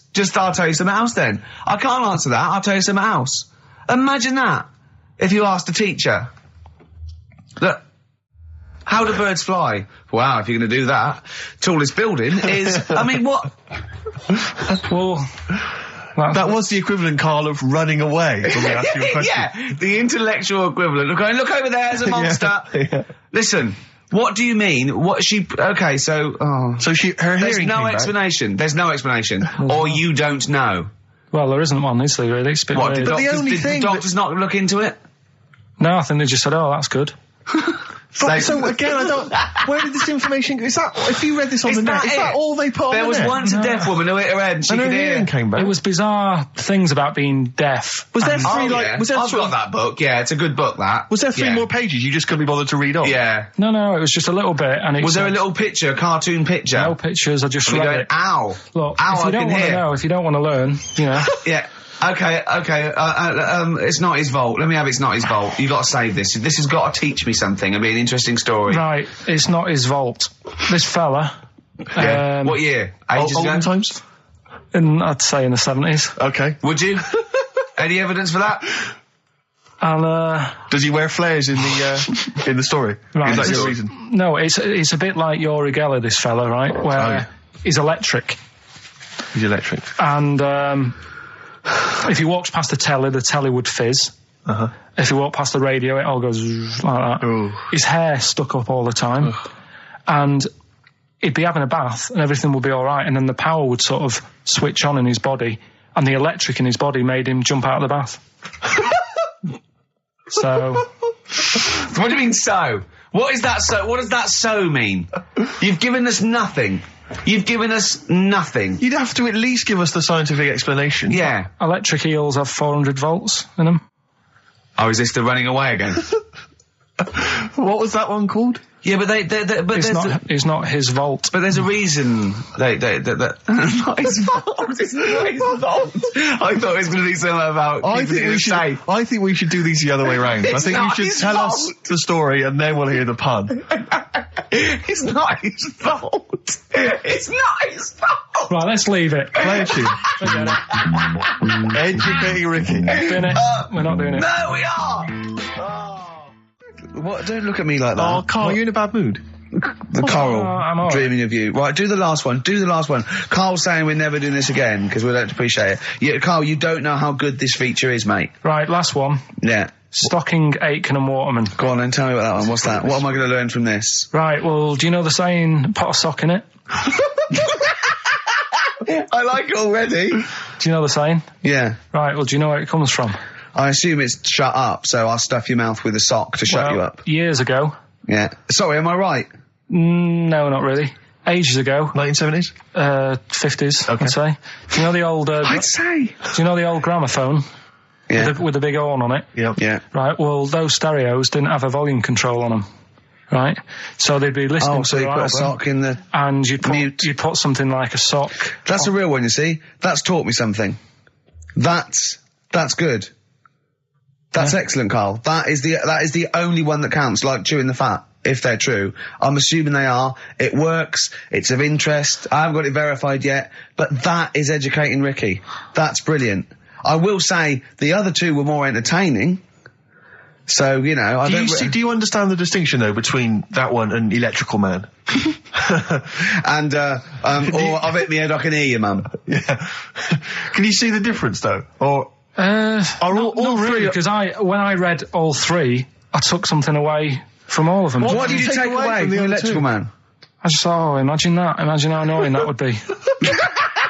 But that's not education. And it's not taking anything away. Think about it, right? We take our lives for granted all the time, don't you? You get up in the morning, it's like, oh, I'll get up and walk for a shower. Some people can't walk, right? Yeah. This guy... He can't even have you know what I mean? It's nice to have a bath, isn't it, when you've got time on your hands and you can relax. This guy can't even do that. He might be alright for a bit, but he's not really enjoying it because at any moment it could strike. Yeah. So he can't even do that. He can't comb his hair because it keeps going a mess. Yeah. He can't watch his Knocking you. No, he can't. Does he fight crime? What does he do with his powers? I think he just has to sit around because he can't work with machinery. Right. Because he'll probably blow a fuse. Yeah, so he just sits around. Think about it, what can he do? What normal things can he do? Skateboarding. Going for long walks. Yeah. Put a wetsuit on. Well, he couldn't do that. Why? Ooh, water and electric. No, wetsuits aren't actually wet. They're dry initially. Just put a whole wetsuit on and walk round with flippers. And A wetsuit's not like a dinner jacket that's like really wet. Well, all I'm saying is think. Do you know what I mean? Oh, okay. And what was the other one the again? girl deaf for 4 years hits her head. Yeah. That's just... What have you learned from that? What is that? Well, imagine how happy you'd be. Remember that time when I nearly died when I choked on a Mr. Freeze Pop? Right? No, tell us that one again. No, I told you, didn't I? Tell us again. Yeah, but the people will remember it, and then it's... They weren't listening. Go on. What happened? It was ages ago when my mum and dad used to go out shopping on a Friday. 1970s? Get the food in. get a week's load of food in the cupboard and that, and we'd, they'd come in with all the food, and we'd all be like, oh, God, there's no food left on a Thursday, really, so we'd all be hungry on the Friday by the time the food got in. I love that, that they wouldn't eat it. I imagine him like jackal puppies. Yeah. Just like licking your parents' mouth for food as they come through the door. So they come in from the supermarket, they're emptying the box. Our kid had got some biscuits and what have you. Frenzy, just a feeding frenzy, like pigeons. I grabbed the Mr. Freeze Pop and knocked it back really quick, but it wasn't frozen, so I knocked it back so it was like a liquid, and it went down the wrong way, right, and I was choking, right, and I nearly died. It must have been about... How long can you go before you die? A couple of minutes to do it. I reckon about a minute 50. Right, I was really close to dying. How do you know you were close to dying? Did your life flash before you? No, but I just was like... There's loads of instances of him eating pops. Yeah, exactly. I just was dead. 40 of those. Whatever, right? Anyway. What do you think you'd see if your life flashed past you? What do you think, which elements would stand out for you, do you think? Start now, go back. What do you remember? What's the first thing you remember? As a kid? Yeah, just tell it now. Being in the hall and having our dog licking my face. That's your earliest memory? Yeah. Okay, what's the next one? Right, next one's probably being at primary school with Lindsay. Yeah. Was that your girlfriend? Well, a little friend who was a girl. Sure. Yeah. And we used to have like tins with letters in, and you'd have to write stuff. But anyway, what were we doing? What? He got confused. Right, so anyway... I'm intrigued by the dog that was licking your face. Well, bin that. We won't win that. No, it's a great feature. I just think you need to be a little bit more careful about what you consider to be education. Funny. I fell over. All right, well, we'll work on it next week. Play a tune, and what have you got for us? Because we've got a big competition. Come on. Do the competition. We've only got 25 Yeah, well, come on, Don't worry about it, Karl. Play a tune. We'll come back with Rockbusters. What are we playing? Let's play a bit of Tupac. Oh, that's what I'm coming out to, isn't it? Yeah, Fight. exactly. Yeah. Imagine it. Whack it up, whack it up. Right, okay, let's get this show well and truly on the road. We better start educating Ricky next, Karl. What have you got for me? I can't wait for learning. I need learning. I need education. We should just explain something. Obviously, for those that have just tuned in, Karl tries to teach Ricky 3 things each week. Based on the pun title. And yeah, each of them, just to tantalise Ricky, is abbreviated into some kind of headline. A cryptic clue involving a pun. So what have you got for us this week? They are really cryptic this week. Okay. Yeah. First story, little headline, is... don't worry about him. He can do it. He can do it. Yeah. Sounds a bit like he can handle it, but it's not. Brilliant. Second one. Get a lobe of this. Get a lobe of this. Some classics. Who can forget? Get a lobe of this. Yeah. Coming soon. And Stocking Aitken Waterman. Go on. Second one. Yeah. I'm committed to this treatment. I'm committed to this treatment. Yeah. All right. Tantalising. Yeah. And the last one, the police are causing a bit of a stare. Oh. The way he looks when he says it. I wish we could see. Can't we get Karl on telly? No. There's got to be a way. We cannot. With all the cable channels, anyone can get on telly these days. Let's phone up. Let's get you on Choice or something. Just Karl. What are you going for? Oh, he can handle it, I think. Don't worry about him. He can handle it. He can handle it. Okay, let's hear this one. Right, are you familiar with the phrase "burning the candle at both ends"? Yeah. Do you know how it's come about? I know a man who does. I assumed that it was to get more light in the room. How would that work? Well, they'd put it sideways and light both wicks, so out of one candle they could get two. No, go on. No, what it is... it means you're doing too much, you're staying up too much, you're not getting enough sleep, and you're... Well, years ago... Yeah. When they didn't have light bulbs and that. Oh yeah, what year is this? Literally ages ago, specifically? Yeah, quite a bit back. Mm-hmm. Okay. Didn't have light bulbs and that, so they used to have candles. When did the light bulb come in? Because I can't remember at the moment. Don't know. Okay, go on. So, yeah, so they've got a light bulb. You wouldn't know. You're a doctor. You're not a historian. Go on. And people who worked a lot of hours. Yeah. How many? Literally lots. They get up early in the morning because they have to be up early. Yeah. And it's dark outside, so they'd light the candle. Sure. And they'd wear it out a bit, and then they'd be getting in late as well. Yeah. And like they'd be like, oh, it's dark. I'll have to light the candle again.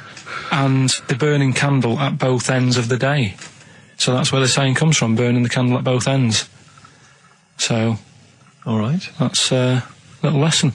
Yeah, lesson one. Okay. Can I have? No, you can't. Have you can't rush yet. into them, Rick. You've got to. I've got to soak in that. You've got to soak that one in. Any questions for Karl off the back of that? What do you think? So people were, I mean, basically where this comes from is people were literally burning the candle at both ends of the day. Sure. There you go. So we've still got... Go on. I'm committed to this treatment. And I can't wait. This is like Christmas Eve for me. It's like Christmas. I've got to open another present now. No, I'm afraid we've got to save it. Rick, raw. Nirvana. Amazing. We were just talking. We were getting excited about that. Yeah, got an incredible voice he has. And Grohl drumming is brilliant. You know, you're right. The new one from Nirvana. Well, it's time for Educating Ricky Part 2, isn't it? I'm excited, Karl. I'm going to learn so much from this. What's the choices again? What you've got left. Still keep throwing in your answers to email. Email, sorry, yeah. The answers to Rockbusters. Yeah. Right, okay, Educating Ricky, Part 2. Right. I'm committed to this treatment. Yeah. Is one. Oh, I've got to go for that one. Yeah? Yeah. Or the other one is the police are causing a bit of a stir. He still says it like it's the best thing he's ever come up with, which in a way it is. It could be. Right, go on then. I'm committed to this treatment. Right. Do you know the saying... Is it just sayings now? Are they all sayings this week? No, they're not. Okay. No, the other one isn't. Frog in your throat? The saying, there's a frog in your throat? Yeah. I assume it's when you croak a little bit. You sound like a frog. No. Right. Might seem a bit weird, this one, right? But years ago... Oh, yeah. Sorry, what is that clue? Committed to this treatment? It's about frogs Kermitted.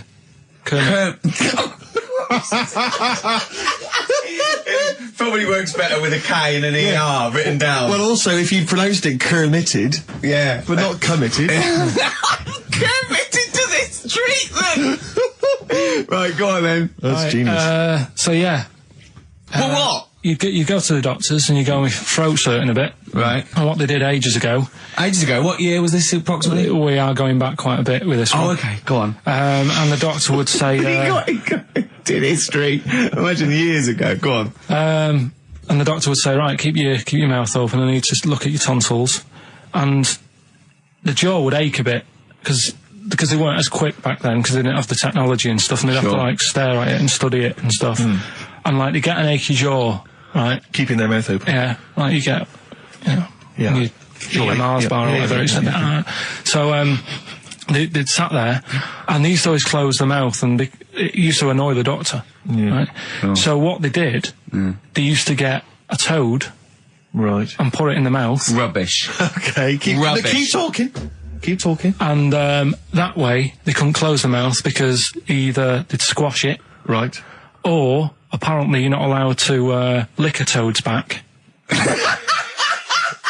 So the doctor would have them for breaking the law? No, but it's poisonous, right? A toad's back. You should never lick a toad's back. Or put it in your mouth, really. Oh, just stop for a second. Wait. What? Can I just ask one question? Go on, yeah, ask one question. I've got a few, but go on. Sure. My initial thought is, it sounds like a brilliant bit of sort of medical knowledge there. It's a great idea. Yeah. My only thought is, how does the doctor see past the toad? Yeah. Your tonsils? What's he actually looking at with the mouth open? Surely the toad is in the way. Hopping around in the way? It didn't say. Sorry, and my first question is, was this on the internet? Yeah. Yeah, okay. Karl, that is bollocks. That is... I mean... Well, alright then. Let's turn this round. Where does the saying, you got a frog in your throat come from? Probably because you sound a bit croaky.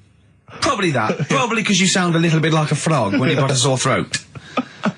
Karl, did you not question it just for a moment when you read it? Just for a second, didn't you think that seems an odd approach? Firstly, why a frog of all the different species? Because it's poisonous. A toad. No, a toad, so it's a toad as well. Yeah, well, that it worked. I'm committed. Worked. No, I was going to change it to, have you heard the news Toad Day? But I went with the frog. Oh God! Right, so that's rubbish. So that's rubbish. Next, can I have? Let's play a tune. Let's come up with a God. Can I just say? No, just play it. Just play it. Yeah. Yo, Karl. I have to thank my mate Dave, who sent me an incredible 4-disc compilation. That was one of the tunes on there. It looks professional. It's amazing. It's incredible. Yeah. Oh, he's gone to too much effort. Ben Queller. It's a track called "In Other Words" from his album Sha Sha. Open wide. Oh dear, that's interesting. Oh, here, Doctor. Look, you've actually got a frog in your throat. I didn't get there. I put it in there. That's the most ludicrous story I've ever heard, Karl. Why don't you think when you read these things?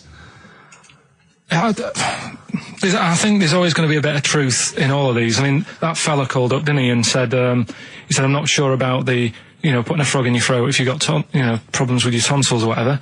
But he said years ago, if someone had toothache, they'd get hold of a frog and strap it to the face. Yeah, sure. So maybe down the line, maybe they did. Maybe they didn't do it for long. I think Caligula made his emperor a horse and emperor as well. But I mean, well, what about the frog thing with a poisonous back? It's rubbish. That's true. No, the toads have the secretions in the Why? But they didn't put it in people's mouths. No. So, well, I'll tell you why. When a badger or a heron tastes the toad, it's horrible. Ugh. The toad might die, but it's for the good of the species, because then think how many toads looking like that heron could eat in its lifetime. So the fact that one toad sacrificed all those other toads in that heron's manner will be safe. Why? I mean, we've talked about animals a lot on the show, right? Yeah. And when God made a toad... Sure. Right, okay. Well, I'm going to stop you there. Straight away. Don't. Just let him carry on. Right. Okay. Like, there's annoying things out there, jellyfish is a big problem with me. I don't understand what they do in the sea and stuff. Right. Right, but we'll leave them. Go on. We won't talk about jellyfish. No. With the toad, right, if it's to protect itself... Yeah. Right, now it's not to protect itself, it's to protect its species. No, yeah, but that, surely, right, if the toad had a choice, if God said, right, what I'm going to do for you here, you can have something like a lobster's got claws, big claws to have a fight, or I can give you something that if someone's having a go at you, you've got to try and persuade them to lick your back as a defence. Yeah. What use is, right... Oh, right. God's... Well, I'll tell you why. What is God up to? The fact that there are still toads around is a testament to that defence working. That's all I'm going to say, okay? If the toad had died out, you'd have a point. But they're still around. It works, alright? And don't start slagging God off. He's got a lot on his plate. Basically, I think he took on too much. Particularly in 1 week. Exactly, it was crazy. Danger High Voltage, Electric 6, XFM 104.9. I'm Ricky Gervais, with me Steve Merchant. Karl's getting all flustered because I put an elastic band around his head. And we've had a definition of... Well, hang on a second, because there's an update to that, Rick. Go on. We did just have one definition here of a frog in the throat. Apparently this has come from some internet site, so who knows how convincing it is, but it says frog in the throat, meaning suffering from temporary hoarseness, needing to clear the throat. Origin from the Old English frogger, meaning hoarseness. That's from Chris. Now that sounds slightly suspect to me. Why? But frogger? I mean, it seems odd that it would derive from that when it so clearly appears to be you sound like a frog when you have a sore throat. Yeah, but the word frog could come from Frogger, because it sounds like it's croaking. Wasn't Frogger a game you could play on the on the Spectrum? That's a great game. But listen, hang on, there's an update to that, because just to common frog, of course, Rana temporara, that's the Latin name. Well, your toad is Buffo Buffo. You may be trying to show off, but I think you're about to embarrass yourself as well, because you've been slagging off young Karl. Yeah. It says here, another email, it doesn't tell us who it's from. Although it's hard to believe now, at one time, medieval physicians believed that the secretions of a frog could cure a cough if they were coated on the throat of the patient. That in itself sounds repulsive, but what makes the idea even worse is the application of the secretions. Instead of painting the treatment on, something which may also have seemed rational, a live frog was placed into the mouth of the sufferer, where it remained until the physician decided that the treatment was complete. Right. Apparently Shakespeare's son-in-law, that's a question mark, I don't know what that means. Anyway, it's no wonder that today a froggy or croaky attempt at speech is said to be a frog in your throat. So, you can see that what's happened there is Karl's misread or been slightly misinformed about a medieval practice. In a sense, you're both winners, just for taking part. What's your final one, Karl? Right, the final story is, the police are causing a bit of a stir. I can't wait. It's about this fella, I think it's in England somewhere. Yeah. Don't know when it happened, but literally ages ago, or basically, well, it's when they were trying to crack down on like drunken people walking about in the street. Oh yeah. And they found this Saturday that way. And found this fella, and all the local people were saying, "Oh, look at him wandering around. He's drunk and what have you." That's not right. Get the police in. He got arrested and that, and they got him in the court. And the judge was there, and he says, "So you know, what's all this? What's going on? What are you doing wandering about when you've had a drink? You know the rules. You shouldn't be doing that. You had a glazed expression on your face. Blah, blah, blah. What do you have to say for yourself?" He only had a glass eye. So he had 2 glass eyes? No, he had 1. But that was, they were about to sort of lock him up. Was he a bit pissed up as well? Well, he was pretty livid. But was he also drunk with a glass eye? No, that's the weird thing. He wasn't even, he hadn't even had a drink. So they just thought, because he had a weird stare. Because his eyes were all glazed. Yeah. Where'd you get this from? Why are you telling me this?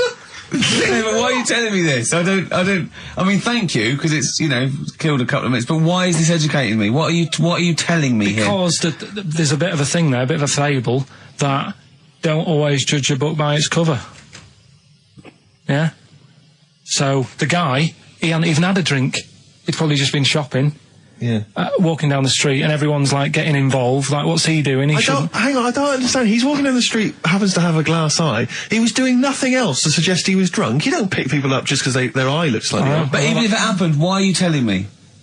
With no particular detail. I know this, that we're going to get it's not people... enough information. I know, yeah.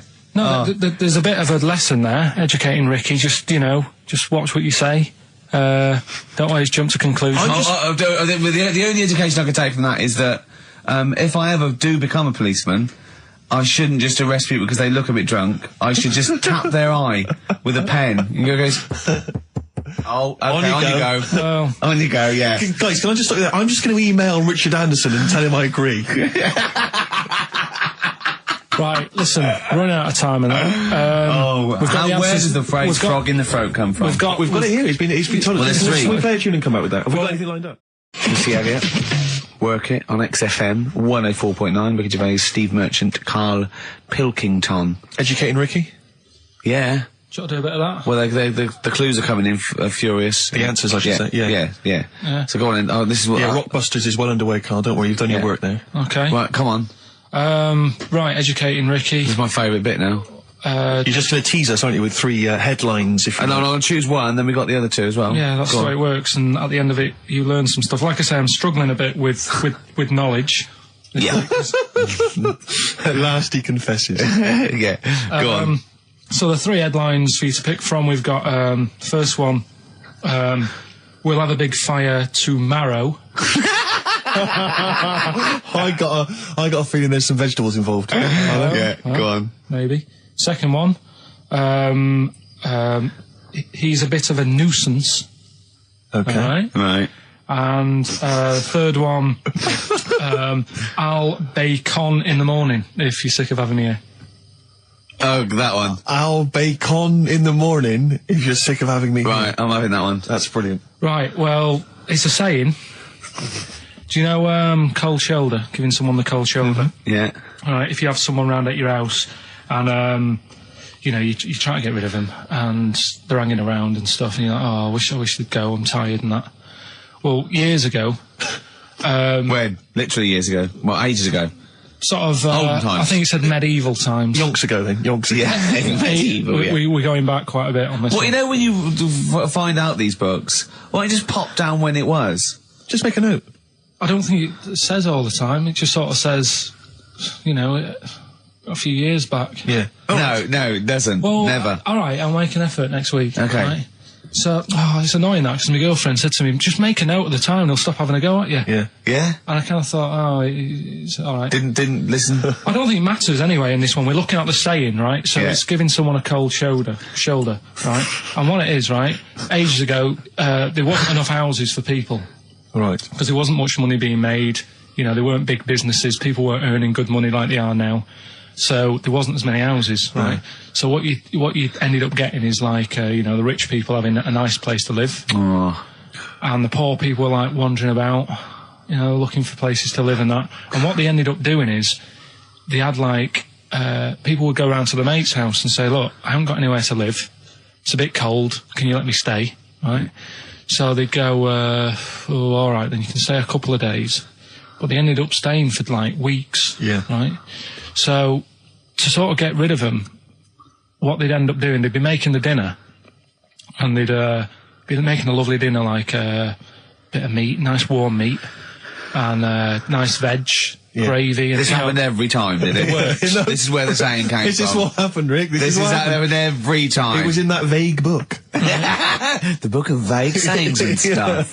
Right, so they'd be making a nice meal, but what they did, they looked after all the family. But the person who won't go home, they just give them some, like, sort of a cut-off of cold meat. Right. So they'd say, you're giving them the cold shoulder.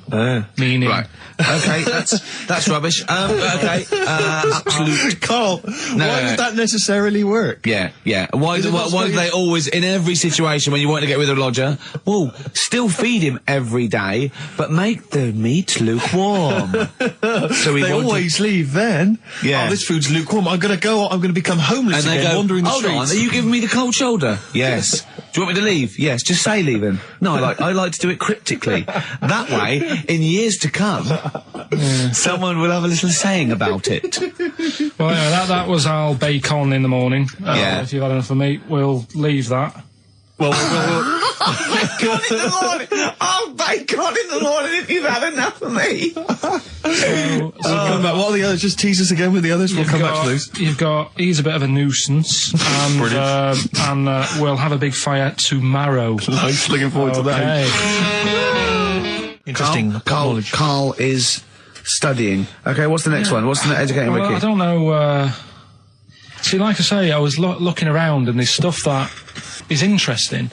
Right, I was looking on the web, but there's no point. Well, it's just that I found one about. What's the point? About a lad who 8 years old, but he's still breastfed. Now, I don't know if you can get anything out of that. Is that what his mum said?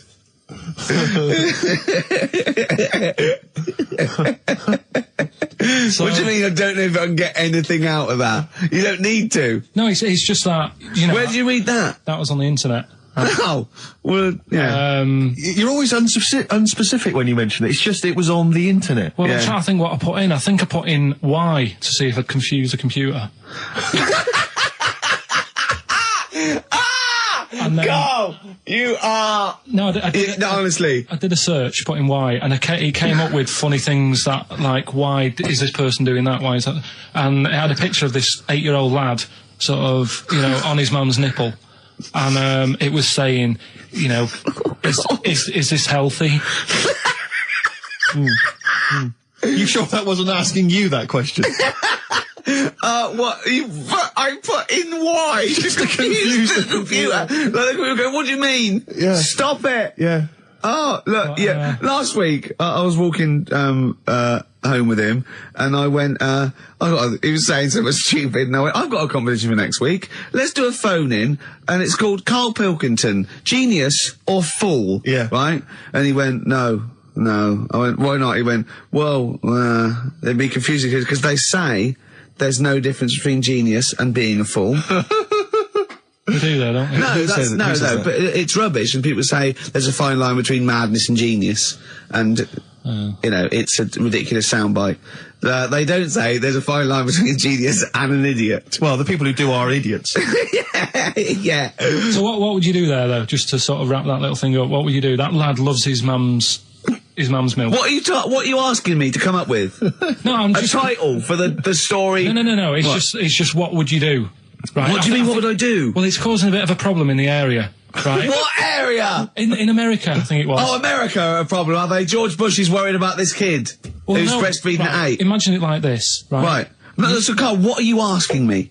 About this spurious story you saw on the internet? I saw on the internet, there's an 8-year-old lad, he likes his mum's milk, and it's saying, is this right? Should it No, be it's going not. on? But what do you want Ricky to do about it? It's not his responsibility. Yeah. No, but the little town that he lives in, they're all causing an uproar, right? Going, this isn't right, you know, I can't let my kid play out in case he's in the garden with his mum getting a bit hungry, right? So, what should they do? Because his mum's saying, well, he likes it. Yeah. And he, you know, what do you do? I don't know the laws. No, but I'm not asking you to sort out the laws. I'm just saying, if you lived in that neighbourhood, what would you say? If you went up to him and said, look, everyone's getting a bit fed up with this, look. I'd say, what would I do? What do you mean, what would I do? what are you asking me? Right, it doesn't matter. No, what are you asking me? What are you asking me and Steve and the public? I'm just saying, say if you live next door to this woman. Yeah. Right? The kid's hungry, 8 years old, he's out playing on his bike and he goes, Mum, I'm getting a bit peckish, and he goes, all right, son. She whops one out. And he starts having his milk, right? You live next door, you're putting your washing out, and you see this going on. You're getting a bit sick of it, because it's gone on for months. 8 years, I assume. Why is it your business? Why are you such a nosy neighbour that you're concerned? What would you do, Carl? Let's turn it back on him. Yeah. What would you do? What's your solution? What would you do? Well, I thought I'd say, right, why are you doing this? And she'd say, because he likes it. And I go, all right then, put it in a bowl first. Genius. And you think that would sort that out? No, because I was thinking about the whole thing, right? And you do that when you're a baby, and everything's all right, innit? Yeah. No one bats an eyelid at a little baby having a bit of milk from its mum's breast, right? Yeah. You'd almost say it was natural. But you grow out of it. It's like you don't see. It got me thinking about things you don't see. And you don't see... Did you put this into a computer? Show me things you don't see. What else don't you see? Well, you don't see, like, an old man having a Twix. You never... So what? You know the terrible thing about all this, Steve, is he's right. You don't see an old man eating a Twix. That's a terrible thing. So what they have got, right, they've made old man toffees, haven't they? They've come up with Gervais. Is that a song? Oh, God. You don't see it. No, listen now. So they've got their Werthers, right? Yeah. So, look at him. You think he's giving a lecture at Oxford? It's not going anywhere. No, go on, sorry. Go on. I'm just saying, right. You grow out of things. Yeah. And the old man, I'm sure when he was a kid, he'd have a Twix. Yeah. Now it doesn't look right, so he's having... It doesn't look right! So... Right. I don't think Werther's originals were specially designed for old people. I think they were sweets that just happened to have been made for years. That's why old people eat them. Yeah. They didn't go, hang on, there's a market here. I've noticed old people aren't eating Twixes. Quick, let's make some old man sweets. But the little advert, he gives it to his grandson as well, doesn't he? He goes, I have a Werther's original. Oh, I think it cuts though before he throws it back in his face and goes, get me a Twix. And a damn curly-whirly, Grandad, you old fool. So, other things you don't see, Carl? Got any other ones, or you obviously been thinking about this? What confuses you? When you look out your window, what confuses you with the world? What do you walk around going, oh, that's a bit weird? I remember, when you were in, Edinburgh, you were confused because you saw someone putting a parking ticket on some rubbish, which confused you. Yeah. That was weird. Yeah. The world's a crazy place, isn't it? I mean, whatever you look at, you can... Do you know what I mean? Like what? Like what? Well, anything. I mean, you could look out the window there and you'll see something, you go, why are they doing that? Yeah. What are they doing that for? Yeah. I'll tell you this maybe we should bring back White Van Karl. There's some interesting questions this week, Rick. Yeah. We could pull that out of the bag if you're interested. Shall we do that? Just get Karl's take on the world's Let's do it. views. Let's do it. I'll tell you what, we'll do that in a second. Let's have another Educating Ricky, because I think you got sidetracked with your talk of Well, just the other thing on breastfeeding. things you don't see. Look at the way when I went to school, there was 2 kids with them big heads. Now, You don't never see them. Sure. Yeah, but no one else saw them anyway, Karl. It was only you that saw 2 of them, not related, and wouldn't hang around with each other because you think they thought it would be too obvious. Webbed fingers and big heads. That's amazing. And there was a kid with a pigeon chest. So. Oh yeah, and the lady with the head like a bag of spuds. Let's not go through these again. It just that. raises too many questions that can't be answered. Yeah. Right then. So we've got we'll have a big fire tomorrow. Yeah, go on. Is that the one you want? Let's go for it. Right. I think this was like round the 1700s. Bluffing. And Just bluffing. Who was the king then? Don't know. Go on. But it's about the word bonfire, right? Bonfire. Bonfire. Yeah. Do you know where it comes from? No, go on. No. Right, what happened is it's got nothing to do with Guy Fawkes and that, which is what I thought when I saw it. It's got nothing to do with that. But ages ago, at 1700s, right, they didn't have enough houses, like I mentioned. Okay. Yeah. So if that happens, you get people living on the streets. You get diseases, people aren't cleaning properly. So you get more deaths. All right? Yeah. So think about it. You've got all these dead bodies lying around. They're running out of space because there's like, I don't know why they're running out of space, but they haven't got much. I don't know why really. I was going to say they should have just buried them, but there's probably more land back then than now. Think about it. He doesn't need anyone else in the room to have a conversation dialogue. with himself. Yeah, we could leave and we'd come back and he'd go, I've sorted it.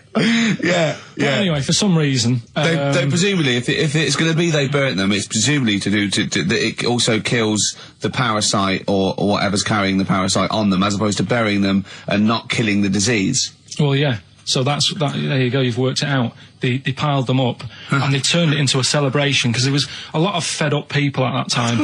Is it going to be the word bon, meaning good? No.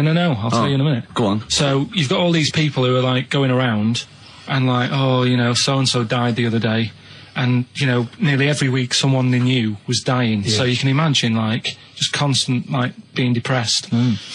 So and they've got all these bodies lying everywhere. It's like, oh God, what are we going to do? So they said, we're all too fed up at the moment. Said, let's make this a better world. This was 1701 by the time they got together. Yeah. So they said, what we need to do is have a big party. So they said, yeah. Good thinking. See what you're thinking. So they go, right, well, we'll put all the bodies in a big pile. And they're all diseased and that, so they set fire to the bodies. And they said, let's have this as a celebration to remember them by. And, you know, we'll have a drink and that and have a chat. We'll have this big fire going. And it came from bone fire. Ah, right. So it was all the bones. Bonfire is bone fire. Yeah. Excellent. Yeah? That's interesting. So that's how it came about. Yeah, in the 1700s. Yeah. That was? No, probably. Okay. I reckon it was 1600. Probably earlier. I reckon it was the plague. I reckon it came from. But interesting stuff. Interesting stuff. That's... Did you celebrate Bonfire Night? Is that a big celebration for you? Do you like the fireworks? I'm sick of fireworks. I just think they're rubbish. I'm not impressed. I've never been impressed by fireworks. Even as a kid, you know, you have to go to like sort of community kind of gatherings with a bonfire and fireworks, and some local vicar or whatever would come out. But I also think the adults think the kids love it, and if they just got together and said, "Should we go this year?" They'd all go, "No." Absolutely. Let's not go this year. What would be better is if the vicar had wheeled out like a massive rocket, climbed in, gone last one to the moon as a bender, and then fired himself off. Now that, I'd pay to see. That's a firework display I'd like to see. As it is, it's just rubbish. Oh dear. Yeah. That's excellent. Feeling, yeah, I'm not keen. No. Sorry, what clue was that? We'll have a big fire tomorrow. Bone marrow. Bone marrow. It's genius. Let's play the record. Oh, God! Featuring Van Morrison on vocals, that's Them, and Gloria. From the 60s, in fact. Adverts, Carl? All right. Tell you what, why didn't you carry on with your educating Ricky section? I'll have a look on the We'll keep it going, Steve. Yeah, go on then. Right, okay. We've had a few emails. Anyone got it right, Carl? Anyone? Educating Ricky. That's the final one. We got to get that out of the way. We got to get Rockbusters as well, though. We can do that at the end. We can wait. Go on then. But we've only got 5 minutes left. Come on, just do educating Ricky. Right. God. The last one that we haven't done is he's a bit of a nuisance. Go on then. Again, not really that interesting. Thanks. No, like, again, I spoke to you in the week, and I had much better things, like when I tell you about Brian Blessed climbing Everest, and for some reason it made him, it played havoc with his belly, and he followed through, and he had to clean up. Shut himself? Yeah, using ice and snow. Why are you telling me that Brian Blessed, in what way is telling me that Brian Blessed shit himself once in any way educational? Because I was saying how he was climbing Everest, right? Right. I give it to him. He's an actor and that, but he gave that a go. Yeah. Right. It played. What's the point of that? You'd say, wouldn't you? You'd say, God, he's you know. So he's all right. Me doing a boxing match, there's no reason is rubbish, but him climbing Everest and shitting himself, yeah, he did that. It's commendable. Right. And he's only going to like go and do it again. He's going to climb it again. Yeah, but he might not shit himself this time. Yeah, but what's the point in going? Nothing's changed up there. Yeah, good point. Yeah, Where's been? Well, it has. They've probably cleared it up by now. Like, but it's slip on it. I can't even be bothered telling you this one because. Come on, just do it. Or do it now. Steve, how we doing? Look, no, never mind that. Look, just tell me what that means. Oh, he's a nuisance. Oh, this is so annoying, Carl. I'm going to go mental. Right, talk. Right. Listen, I'm just putting this in here, right? Right, nuisance is a bit of a nuisance. Yeah. Apparently, the old fella who used to hang people. 1700s? Yeah. He used to be able to tell somebody's weight just by looking at them. Right? That's a bit of a bonus fact. We'll be the judge of that. The thing that I wanted to tell you is money for old rope. Do you know what I'm saying? I can't even be bothered. Yes, you're going to tell me now. Come on, Carl. Right, I mean it. Basically, money for old rope came from the... Right. What was all that about? You can tell someone's weight. What was all that for? Fact. And Brian Blessed shitting himself. What are you... What... No, tell me that now. You nearly made me swear then. I'm getting really annoyed. I'm getting really annoyed now. Tell me this back, Carl, or I'm going to go mental. Come on, Carl. Time's running out. More that people years ago, when people used to be hung, right? Right. If you didn't like the person who's been hung, you'd go, God, I really don't like him. And so you never forget the time. Because if they're being hung, we take that as read. Yeah. So they never forget afterwards to get the hangman to get the rope and to cut it up into little pieces, and he'd sell them. He'd sell the little pieces of rope to people. See, Carl, that's the most interesting thing, if it's true, that you've come up with. Right, okay. And so so they sell the rope? They sell the rope, and it's money for old rope. Money for old rope? Meaning, like, you know, God, it's easy to make money, that all they have to do is cut it up and sell it. I'm cynical. I'm not so convinced. Right, listen, we're really tight. We haven't even got time for a last track. We've got an ad break and we've got to give out... Okay, do the answers then. This is ridiculous. So... Karl Pilkington. Indeed. Genius Karl Pilkington, as Heat magazine said. Really? Is that what he's referred to now? Yeah. Genius. Saying about people tune in just to hear his games, such as Educating Ricky. Have you got some Educating Ricky for me? Got some education. I need some education, Karl. I desperately need some education.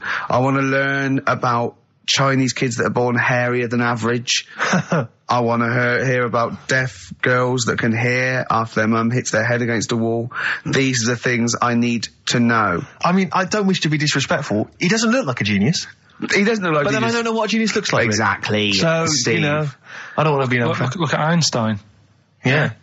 His mum thought he was mental as a child. Where'd you get that information from? That was in the Einstein book. Well, it was in the Einstein book, then it's presumably true. Which Einstein book is that? His Theory of Relativity? The big book of Einstein stuff. Oh, yeah. Yeah, the big bumper book of Einstein stuff. It's for a coach trip, and you have to fill in E equals MC1 squared, 2 fish, or 3 hello, and then it's multiple choice, and you fill it. It's great. It's Did his mum think A, he was a genius, B, mental? Most people go for A, but it is in fact B. She thought he was mental at the age of 28. Oh, Karl, you never let me down. You never let me down. So have you got Educating Ricky for me? We've got Educating Ricky coming up. Karl Pilkington in the chair now. The talked about, the acclaimed Educating Ricky. Right, well, just in case anyone's new, doesn't normally listen. Yeah. Basically, I'm Educating Ricky. Yeah. Do a bit of research in a week, find stuff, news, history, anything that's interesting. 3 stories, I give them a nice little headline. You take your pick. Yeah. Between now and 3, you're going to learn 3 things. Yeah? Yeah. So, the headlines are, I'll be no buying one of them. Give us that again. I'll be no buying one of them. Nice, okay. Yeah. We've also got, hippopotamus. Okay. Okay. And, Can you believe it? Can you believe it? Well, I'm going to go for hippopotamus. Hippopotamus? Hippopotamus. Right, well, this one, it's... I'm not going to take the credit here. I heard Christian talking about this on breakfast, right? Because it's a good story that happened. Basically, I don't know if I told you about it last week when we were having our spaghetti. But, no, I think you did. Right, I know what it is. I know what this is. Okay, I've not heard this. Right, there's a little midget. Right, there's a circus. I'm loving it already. Circus going on somewhere. I think it was in America. Yeah. And, is that present day or old times? I'm talking like in the last 3 weeks. Okay. Right? Little midget, circus, really packed out show. People are loving it. Right, Steve, you're asked the same question I did, I know. So there's a little midget jumping up and down on a trampoline. That's what circus is. Right. I'd pay good money to see it. So everyone's clapping and he's getting carried away. Because he can't believe they're loving it. I didn't know they'd like a little person on a trampoline, but they love me. But you know what it's like when, if there's a crowd of people sort of encouraging you to sort of go higher and stuff. Yeah. And I'm sure he knew it was getting out of hand. But he was jumping and he was coming down the road going higher and he's going really high in the air, right? So he's doing this, crowd are clapping. There's a hippo, right, just sat next to the trampoline getting ready to come on and do his act. Oh, right, I thought he was in the audience. That's it, getting ready to do his act, Steve. Yeah. So he's a ventriloquist. What do you mean he's sitting by the trampoline waiting to do his act? Because why does he sit in the dressing room and they go, 5 minutes, Mr. Muss, 5 minutes, Mr. Muss. So anyway, right, so the hippo's there. He's getting annoyed, is he? Because the midget's he's going, how can I follow this? This is really annoying. They're going to be, no. So he's thinking, he's already done the trampoline, my pogo stick act is never going to work. Yeah, go on. So there's a hippo waiting. See, it's a great story, and I just know he embellishes it or it gets slightly wrong. Go on. So there's a midget jumping up and down. The hippo's getting annoyed. The crowd are going mad. The midget's loving it. Can't believe his luck. Although you think he probably knows he's dicing with danger. Yeah. So next thing you know, they're all saying higher. He gives it one big, heavy sort of landing on the trampoline. Goes really high, but goes off at a funny angle. Oh, hypotenuse. Okay. Yeah. And sort of flies off. Hypotenuse! Sure. Flies off at a funny angle. Ooh, Hippo's there, swallows him whole. Crowd are clapping, thinking that's why the hippo was waiting there. Rubbish. Rubbish. It's not rubbish, though. But no, maybe there was an accident in a circus with a midget and a hippo, but at no point was this hippo waiting to go on, going, come on. The midget flew off at a hypotenuse and landed in the hippo's mouth and was swallowed whole. This is what you embellish it. That is great. And what's I have to say though, Rick, when I heard midget, trampoline, hippopotamus, I was thinking accident waiting to happen. Yeah. So. Yeah, maybe. I mean, it is that you should never put those three together. Never. It's a recipe for disaster. Everyone knows that. Midget, trampoline, hippopotamus. Are you mental? You're asking for trouble. Well, you know when he told me it, he said, and the midget. He didn't mention the hippopotamus, and he said the midget went on, and soon he fell off, and the hippo ate him. And I said, sorry. what was the hippo doing there? He went, it's a circus. I've never heard of a circus having a hippo. What do hippos do? What can they do? You can't train them, can you? What do you... Aren't they, like, very deadly? They're huge, aren't they? You can't have a hippo in a circus. Are you sure? You're not thinking of Zippo? Isn't he the clown? Yeah. And it wasn't some sort of where Zippo was eating a midget and it's some sort of horrible sexual act. No, it was definitely, I heard it on breakfast, right? Okay, sorry. No, it's definitely fact. Yeah, okay, right, truth. okay, good. Do you know what a pelican, I read the other day, that has to turn its head upside down to eat? Give us the clues. So, Rockbusters... Well, let me just explain. A bird has a gullet, an esophagus and a gullet. It's all in one thing. It hasn't got peristalsis, which is the movement that we have that can make food. So a bird can only rely on gravity. Yeah. So it has to have its head up and has to shake. It can't eat. You were going to say that, weren't you, Karl? Yeah. Yeah. Educating Ricky, part 2. Right, what's the clues left? Well, we've got left the headlines. I'll be new buying one of them. Yeah. And we've also got chicken. You believe it? Chicken. You believe it? So they're the 2 that are left. Which one's you going for? Chicken. You believe it is not that picture, is it? In that we saw. Which picture? The bloke with the... No. Right, okay. God, that was bad. Right, okay. So... I just better explain we that. We can't really discuss this on air, can we? Well, we can. Steve brought in, Karl, the best book ever, which is, what is it? I found it when I was moving house. It's an FHM publication, and it's kind of like lots of grotesque pictures and stories, and like a book of freaks and weirdos and... And Karl opened it, and the first one was like... At the back. At the back. Well, you couldn't believe your luck, could you? What was it? What was number 50? A bloke with 2 heads. And he said, what's number 1? Yeah.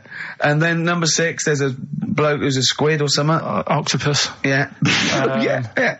He's loving it. At number 1, he said, well, it's just a fella under a rock. And I went, oh no, read on, I think I know about this. And it's the fella that was found, he caused a landslide while having sex with a chicken.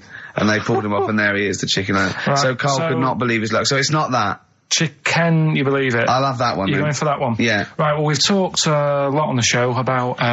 We've talked a lot on the show. Yeah. About animals without heads. We haven't! We haven't! We talked about cockroaches could live without a head for 7 days. Yeah, we talked about that. And then, of course, there was the well-known one about the fella who had his head cut off, and he blinked. He said to his mate, "Count how many times I blink when my head comes off." Yeah, when you told it to me, you said his head came off, and he said, as his head was in the basket, he said, "Quick, count how many times I blink." And it was Nick Frost that had to go, "No, Karl, no, he said it before." I went, and that was lovely. So yeah, we've talked quite a lot about things heads coming off. Go on then. Well, this one, right? Back in 1945. You looked it up the date. It's got a specific date, wow. Mate Jonathan sent this one, you know him as well, the lad at the BBC, right? He emailed this one in. So thanks for that. Chicken, it's called Mike. There's a chicken called... Sorry, I missed a bit there. There's a chicken called Mike. Chicken called Mike. Okay. Right? Yeah. What happened was, it was living on a farm, right? Loads of chickens knocking about.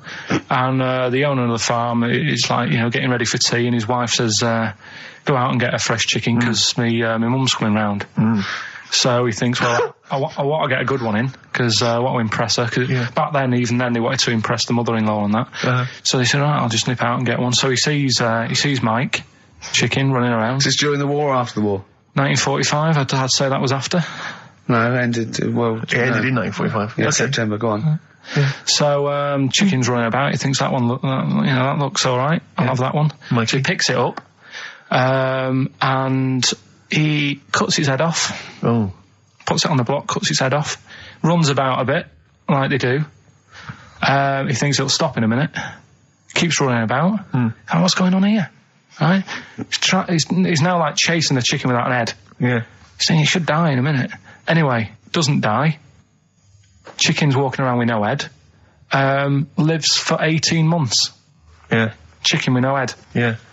What do you think of that? Well, I'll tell you, I've heard this story before, Rick, and the explanation, as I understand it, was that certain vital cords, spinal cords, weren't severed when the head came off. So that was why it continued to live. Yep. I don't know if that sounds plausible. It's fine. Absolutely fine. How did it take on protein and energy. The fella who owned it, he said, well, hang on a minute. He said, I could kill it now. But I've got a wonder chicken here. But he's thinking, it must really want to live. Sure. Right? If it survived that, I've got something here. Yeah. So what he does, he gets a little eye droplet thing that he used to use on it. Obviously not anymore, right? And he filled it with grain and water, and it had a big hole in its neck where its head used to be. And he incredibly. And he dropped. You know what? I mean, that is possible then. If it, without infection, without infection, if he was taking on things, it is possible, right? Why? Why what? Why did he do it? How cruel is that? I mean, that was not cruel because the chicken obviously, He said if he thought it was a bit fed up, he would have killed it. He said, but it was running around quite happy. Well, it wasn't fed up at all because it had no brain. Well, what do you mean? Wow. I'm just saying what... It was nothing. It was just sinew and nerves and electrical impulses breaking down energies, right? That's all it was. It didn't have a brain. So it was... But I'm worried about the psychology of keeping a pet without a head. I'm worried more about what the farmer was thinking than the chicken. I tell you this, the question I'm asking is, was the mother-in-law impressed? I mean, that's why he set out to shot Mike's head off. This is lovely, but it's just the head where you don't kill a chicken like that all at once. I thought we were having chicken for dinner. Come and look at this, running around the yard. Yeah. Oh, dear. So, there you go, you've learned something there. Yeah, I have learned something. Yeah? Yeah. So... one more. That farmer, I've learned that farmer was very strange indeed. Yeah. There you go. I have to say, to be fair to Karl, I have a feeling like when I read it, the reason he kept it alive was as a novelty. He got charged people to come and see the incredible headless chicken called Mike. Right. So, here we are. That's great. So, tune, Steve? Educating Ricky, right, number 3. Final one. You've had hippopotamus. You had chicken, you believe it. And the last one is, I'll be no buying one of them. I love that one. All right. Interesting one, this. I spent probably 3 days looking for this stuff. Right. And another one that I came across, right, and I was going to use. What a great life you've got. I was just, going on the internet and that, and I also, look in magazines, found a story about a bloke who, I don't know, he was messing about with a chainsaw and I don't know, messing about with a chainsaw. He was juggling a midget and, whilst taking his alligator for a walk, and, go on. And his arm, come off, right? Come off? What do you mean his arm come off? The chainsaw took it off. Yeah, so okay. It's like, Again, anyway, it's going, oh no. Oh. So, there's a picture of him on an exercise bike, sort of just with a little stump sort of balancing, but he's getting on with his life, he's happy and everything, everything's fine, he's not complaining, it's his own fault, he's got no one to blame, right? So anyway, he goes to the doctors, and the doctor says, I can do something there. So he goes, well, it's alright, I'm getting by alright, don't worry about it. And he goes, no, we've got an arm in, right? We can attach that, a real arm, from someone who's, I think they'd passed away or lost an arm or something. And, they lost an arm and didn't want it back. Yeah, I love it. Are you using that? Yeah. No, because I know someone. Because I know a bloke, actually. Yeah. Well, can't you just put this one back on? Well, it's first come, first serve, really. I was just building a bionic man. We've replaced one arm with a robot's arm, so we got a spare one. So the doctor's going, let me put it on. He's like, well, all right then. So ungrateful bastard. So he does the operation. Everything's fine. He's loving it. He's happy again because he said he can brush his teeth. Right. Okay. If this is going to be he's loving it again because now he can brush his teeth. Right. If this is going to be, and it was a leg. Or it was a chimp's arm, or it was the arm of a killer. It was 2 left arms, right? I'm going to kill you. Oh, let's leave it then. What is it? What's the answer? No, it's not that. I'm just. What is? Okay. Right. So he says, go on and do it. So he sews it on, and like I said, he's happy. He's brushing his teeth. He can have a pint in the pub. He's lifting a pint with it. All his mates are happy for him. It goes on for about 2 years. Everything's fine. Then it all starts going flaky. Oh, I knew it would. Was it made of chocolate? All right. So it all goes all like gammy. And then, for some reason... The arm starts going gammy. It goes gammy, and it gets longer. Of course it does. So there's a picture of him, right, stood in the magazine.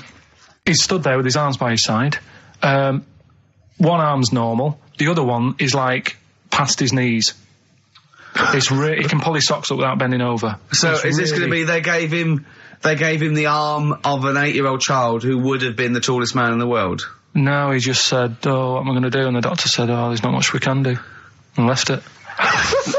Wait a minute, you can't leave it there. That's not a story. So, Karl, you've got to tell us the explanation. Was it an incredible plastic arm? An incredible expanding arm? Did he fight crime later? No.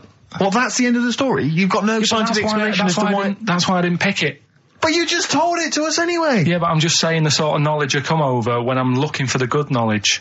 Yeah? So why did his arm grow? Why did this arm grow? He must have had an adult arm. They couldn't have given him an arm. I don't know. It's just one of them. It's rubbish again, isn't it? Well, I don't know. It's an interesting story, but you should have... It's not, and it's rubbish. It didn't happen. To the end. There was photos. Yeah. But you should have read to the end of the article, Karl. No, I did. And he said, he's not happy and he wishes he wouldn't have had it done and all that, and, Sure this wasn't entirely unexpected? No, seriously, he was saying, his teeth are nice and clean again because he could brush them and that, but his arm's getting in the way. Ruining his shirts and everything. So I'll leave that. Let's play a tune, let's come back with the next one, because I love the fact that this is like Ronnie Corbett telling one of his jokes. That's ironic. That wasn't even the story. He was going to tell us. Play it, record. Oh, God. I'm Ricky Gervais, obviously, Steve Merchant, Karl Pilkington. Well, Karl, that's about it. And we got sidetracked on the last Educating Ricky. You telling me about a man whose arm grew. Well, something went wrong. I'm not saying it grew. Just saying. What? The rest of him shrunk? It went long. It went long. What, is that growing? What do you mean it went long? Did it grow, or what? Did it come loose? That's what I was thinking. Oh, so it's hanging by a thread that's made it look long? Yeah. Within the skin? It's like how you can stretch a pair of tights if something is too heavy. Arms are very much like tights. They are very much like tights. The one that we didn't get round to on Educating Ricky was, I'll be no buying one of them. Go on. Are you familiar with the saying white elephant? Something is a white elephant? I don't think so. Hold on. You phoned me last night and said, what does white elephant mean? And I told you. Yeah, I know, but I know where it came from, but I just was wondering what it was about. So in what way is Educating Ricky you calling me up and asking me something? Well, do you know how it came about? You've given away some of the secrets of the show there, it would appear. I didn't realise he was phoning you for information. Well, he just asked me what the term white elephant meant in sort of like colloquial. Did he say, why are you interested, Karl? No reason. No, go on. Well, what it is, ages ago when... So what do we understand white elephant to mean? Well, some of that's useless, that's like a bit of a, something that you wouldn't want around that's just stood there doing nothing. Yeah. I'm looking at you, Karl. So years ago, when people used to use elephants... Years ago, go on. When people used to use elephants? Yeah, more than they do now. Right.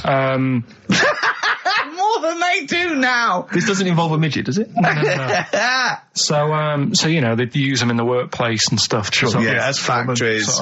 Yeah. To move stuff teenagers. around and that. Yeah, security guards. Yeah. Can't trust them with the buns, though. That's why they stopped using them. Oh, right. God, go on. So there was loads of elephants knocking about, and the thing is, right, you couldn't move from. If you have a lot of something, you also have a lot of demic ones, don't you? A lot of what? Sort of demicky ones that aren't right, really. Demicky? Well, they weren't properly. They weren't properly. They weren't Sorry, Karl, what are you doing? Right, I'm getting to the story. So what I'm telling you they were a bit demicky, so they weren't properly. Have you started making words up? Right. Yeah, you Stanley Unwin. Listen, reincarnated. Demicky? Yeah. There was a lot of albino elephants knocking about. Okay. Where is this? Olden times. Africa. Yes! Should we say Africa? Yeah. If an answer's got a question mark at the end, I'm not sure. It's either Africa or India, but I'll give you a clue. Well, these elephants, do they have big ears or little ears? I didn't sort of notice the size of the elephants. What I noticed is they were white because they were albino elephants. Okay. Right? So... that's why they're heading Albino buying one of them. Okay. So, what would happen is people who didn't know what they were doing, like, you know, you get people making a mistake buying cars that are full of problems and that. Back then when people were buying elephants, they'd go up to someone, say, I'm after an elephant, and the fella would say, yeah, I've got one here for you, this is a nice one. And it was all white and stuff, and it had, like, blue eyes. You should never trust a used elephant salesman. This elephant's white with blue eyes. Right, so, this is great. So a fellow who didn't know what he was doing would buy the elephant and he'd get it back and it'd be all sort of lazy and stuff and what we're doing and stuff. And he'd say, what's up with this? And his mate, who's a bit of an expert with elephants, and go, oh, where have you bought that from? And he'd say, oh, I got it off that fella. And he goes, oh... all this embellishing nonsense he does with the story. You shouldn't have bought that. So he goes, why? And he says, it's only albino, isn't it? And he's like, what does that mean? And he said, oh, it gets tired. It's not that good at doing work and that. You shouldn't have bought it. It steals from you. But elephants back then were like a god. You know what I mean? Right. You couldn't say, oh, I'm sick of this and I'm going to abandon it or anything, because elephants were seen as like pretty high up on the chain of things. So they'd end up being stuck with an elephant, that's an albino, couldn't do much, gets tired, basically gets in the way. So they said, that's where they're saying, like, you know, bought a bit of a white elephant there. What do you reckon, Rick? I feel like I haven't been educated. I feel like I've lost something. So at that time in my life I could never get back. I feel like I've sort of been soiled and I don't know where to start. I'm angry. Do you know what I mean? I'm angry. Sure, yeah, I can see that. And all that rubbish around. Look at his little face. Well, what was that, all that shit about a second-hand elephant salesman and his mate knew about elephants? What is it? What are they had blue eyes. What are you? Well, albinos have red eyes for a start. Oh, that's it. We've run out of time. Oh, what? What are you going to do about this next week? Are you going to actually do some educating next week? And what about Rockbusters? Are you going to make the clues proper cryptic clues? Well, that's the teaser, isn't it? That's what we'll leave them with. Will it be any good next week? Tune in and find out on XFM 104.9. Oh, I need some learning. I need some knowledge, Karl. Educate me. I might be able to help you. Go on. We've got 3 things, as always. I give them a little heading to tease you as to which one you want to learn first. Yeah. First one is the tip included? Is the tip included? Like it. Second one, I want to come here in hindsight. Right. I wouldn't have come here in hindsight? Yeah. Okay. And the third one, am I going to have to thump you? Am I going to have to thump you? Okay, and you've trawled, the internet? So if I can get into the mindset of this plan, is the tip included? Well, obviously, that's probably not going to be about a weight. It's going to be if that's someone losing the end of his knob, I assume. Am I going to have to thump you? That's a man who lost his arm in a fight, but then picked it up with the other arm and smacked him with it. What was the middle one? I want to come here in hindsight. Hindsight. Hindsight? It's someone was blinded by baked beans. Sure. So what are you going for then? I think I better go for, am I gonna have to thump you? Right, well this isn't... I've been struggling again, to be honest with you. Searching high and low for stuff, and some of these I had to leave till this morning. Right, because there's just not enough knowledge out in the world, is there, that you don't know about? I found out about something in the week about a guy who, was playing tug-of-war. This is bonus material, isn't it? He was playing tug-of-war. Oh, his arm came off. Only his arm come off. Yeah, he got caught up in the rope, yeah. No, he didn't. He didn't get caught up in the rope. He just was trying that hard and didn't want to lose. He kept over. But he allowed his arm to be pulled off? He really wanted to win. And the other team pulled it and his arm come off. No. Well... I don't know who to believe. Well, think about it. If he's gripping... Yeah. As soon as there's tension, like the arm coming out of the socket, the hand might release. I think his arm got caught up in the rope. And so it was involuntary, as opposed to him going, well, my arm's coming off, but I'm not going to lose this. You might be right. That's the fact. That's a bonus. That's a bonus fact. Yeah, well, that's educated me. Well, a man lost his arm. Oh, interesting. Go on. Am I going to have to thump you? Yeah. Do you know the saying, shut your face? Yeah, I've heard the well-known Shakespeare, isn't it? Yeah. Do you know how it came about? No, Joe Dolce. No, go on. It's ages ago. Oh yeah, literally. like knights who wore armour. Okay. That's armour going after something. Yeah, that's how it came about. Okay, armour. They wore all the stuff and they had the helmet, and say if they're guarding something at night, stood outside a castle or something, and there's probably going to be 2 of them, right? So they stood there talking and that, and talking about stuff.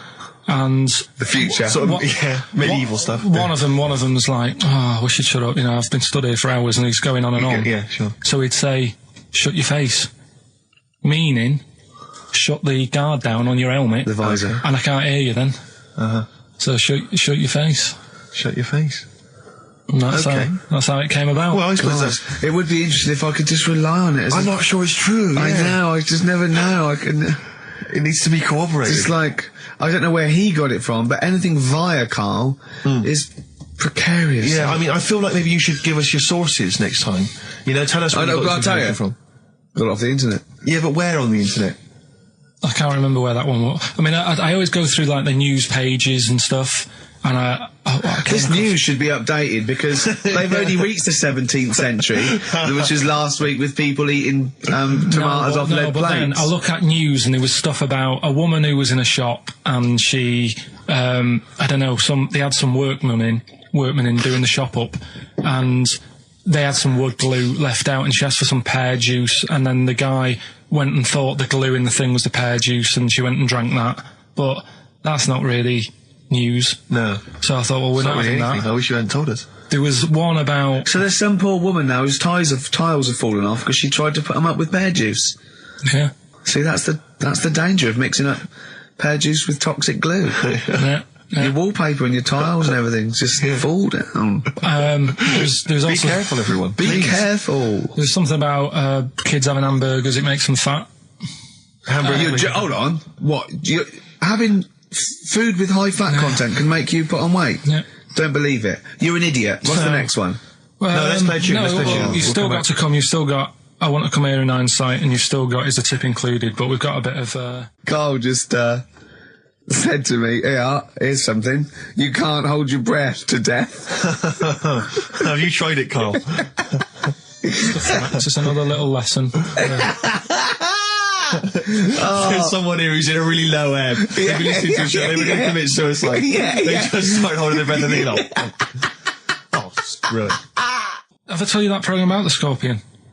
How they all help each other out? Right. Scorpions all help each other out? No, this is brilliant, right? Somewhere in the desert. Okay. There's these little... In the desert. It's like these little monkeys that are underground or something. And there's holes. Is this Beneath the Planet of the Apes? The fourth in the series. Are they talking apes? Oh, forget it, actually. No, and you've got it wrong anyway. They're not monkeys. There's little monkeys under the ground. What are they doing then? They're toiling into underground mines. They're lizards, if you remember. And the lizard goes to sleep. When the bloke comes along, you've told this. We've done it. All right. Monkey from monkey. That's what happens in his mind. From lizard to monkey. Oh, evolution would have been so much easier if Karl was around. Turn into a monkey. I'm fed up with a lizard. Just promise me once again, Karl. I've asked you before. Promise me you'll never have children. Go on, right, okay. Right, what are you having? What are they again? Is the tip included? Yeah, go on, that one. Right, in Turkey... Nice. It's not, actually. That's where I went, and there was little fellas after Suzanne in the kitchen. What? What do you mean? We went to Turkey. You went to Turkey and there were some little fellas? Well, they had quite a few sort of midgets working in the kitchen. Why? Is it a theme? No, was it a theme holiday? I don't know. Might get them cheaper or something. Was it? So they were get working. Them cheaper? They were working in the kitchen, and one of them fancied Suzanne and kept sort of eyeing her up, and she was winding me up, saying, "Oh, not eyeing up and down, just eyeing her up." Yeah. Anyway, no. So what was she doing in the kitchen? No, it's like a pick what you want to eat type buffet, but you have people clearing the tables and that ready for you to come along. Are they low tables? And you know, he was just keeping an eye on her. What did he say though? Was he Turkish, so I don't know what he was saying. But he was a little fella, yeah. Did he? What do you mean a little fella? What do you mean little fella? Sort of dwarf-like. What do you mean dwarf-like? He had magic powers, or he was 4 foot? No, what do you mean, Karl? A little bloke, just like a normal bloke, but small. If you stood him in the desert, you wouldn't know. But he's being hot at first. Right, Karl. You should watch out for the monkeys. Yeah, underground. There's underground monkeys. Look, you can't just say there was a little midget fella who was eyeing up my girlfriend and then leave it. What do you mean? What was happening?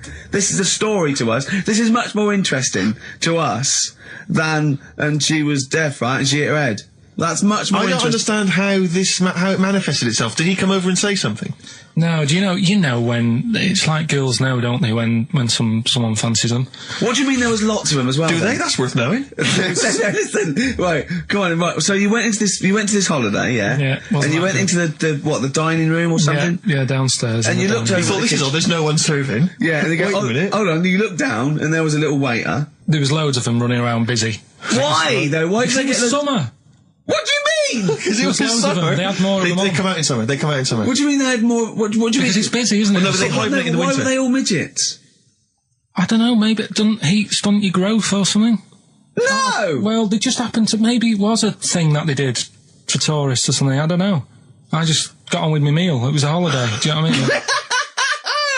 God. Right, so it's a midget serving. I'm not going to ask any questions. Right, okay, yeah. So they're all little fellas running around, and this one always was like, you know, oh, do you want a new serviette? You know what I mean? Going out of his way to sort of... for turning on the charm. Yeah, he was going out of his way. The others weren't. Right. I think what was happening is he'd been working with Santa all the winter. Yeah. This is sort of little summer break. This one was your waiter, and so he was being polite to you. Maybe. But what did Suzanne say then? Well, she was using it to wind me up. What was she saying? Just like, you know, look he may be small, but he's built like a... Yeah, he's all man. So... Were you jealous of a midget then? You were jealous of him? It is a bit annoying, isn't it? Why? It wouldn't bother me as much now, because I've been with her for ages. Right. But at the time, that might have been one of our first holidays, and it's like... You don't want to be what's going on? I've paid for this holiday. Yeah. And then you get off with a midget. Yeah. Oh. So anyway. But it doesn't matter, because you got chatted up by a bearded lady. So. yeah. Tell you what, no, that's got nothing to do with that. What were you going to say? I was going to say the hotel was half board, and maybe... Oh, right. I thought you were going to say it's just one of her shortcomings. So listen, right? Play a record. Right. Badly drawn boy, born again. Right, just get this educating Ricky out of the way. So, Turkey, yeah. So what is this again? This is educating Ricky, is the tip included. Right. Apparently a fella was on holiday in Turkey. Just having a normal holiday. Weather's good. You know, he's having a good time. Waiters are all normal height. Yeah. He's having his meal. He hears a load of screaming going on in the kitchen. No. Has his girlfriend wandered in there? They do, with a stepladder. Yeah.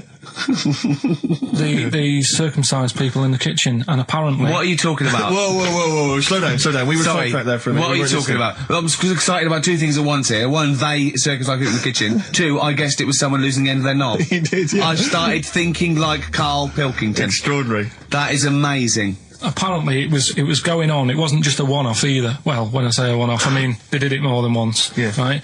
And there was...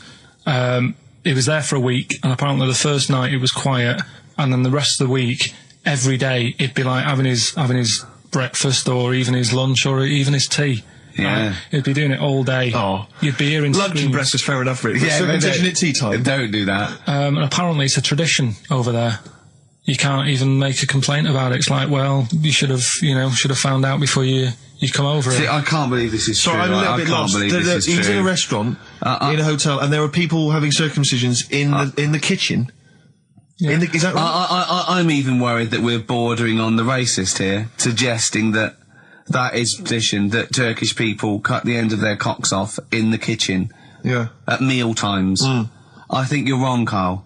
This just sounds ludicrous, Karl. No, I don't think it happens everywhere. Right. I think this just in this hotel.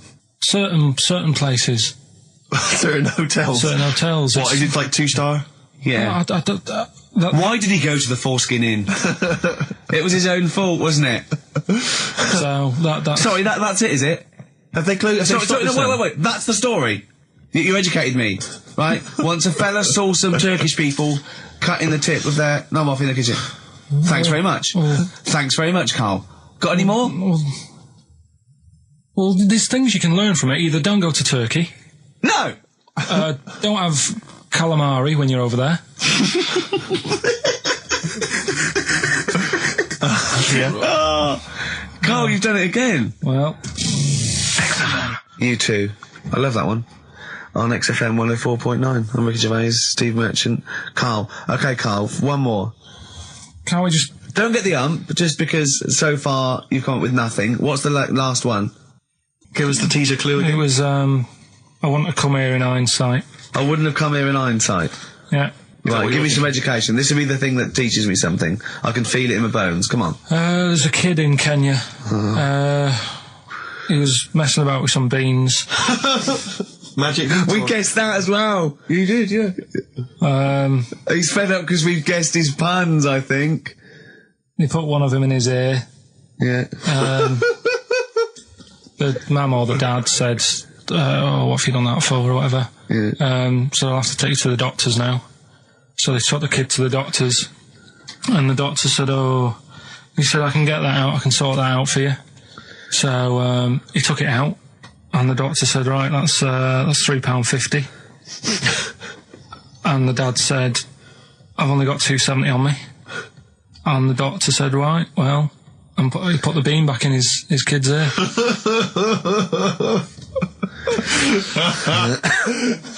I don't know what to say. I don't know what to say. I mean, a couple of questions from me very quickly. Are you sure that those were definitely the sums involved, were they? Well, the equivalent of whatever the deal with in Kenya. Yeah. It was the equivalent of, So what currency was it, Karl, that you translated into sterling? I don't know. No, it was saying in the thing, it said the equivalent of £3.15, £2.70. Did it say that? Yeah. So did it say that? Yeah. Karl, look at me. Did it say that? Yeah, it said that was the Did it say that? Yeah. Yeah, it did. It definitely said that. Definitely. Yeah. So it's just like, I suppose, I don't know, I mean, all these things, the idea is it's not like a lesson, it's like, I'll tell you this, see what you can get from it. Sure. So you look at what I've told you already, the knights who said shut your face, that's amazing. That explains itself. Yeah. Turkey with the circumcisions in a restaurant. Yeah. That'll hold me in good stead, yeah, go on. Don't go there, whatever. Yeah. This one, if you're in Kenya, don't put beans in your ears or something. Doctors or carry £3.50 or the equivalent of. It's just the idea that the doctor put it back in his ear. He forced it back in his ear.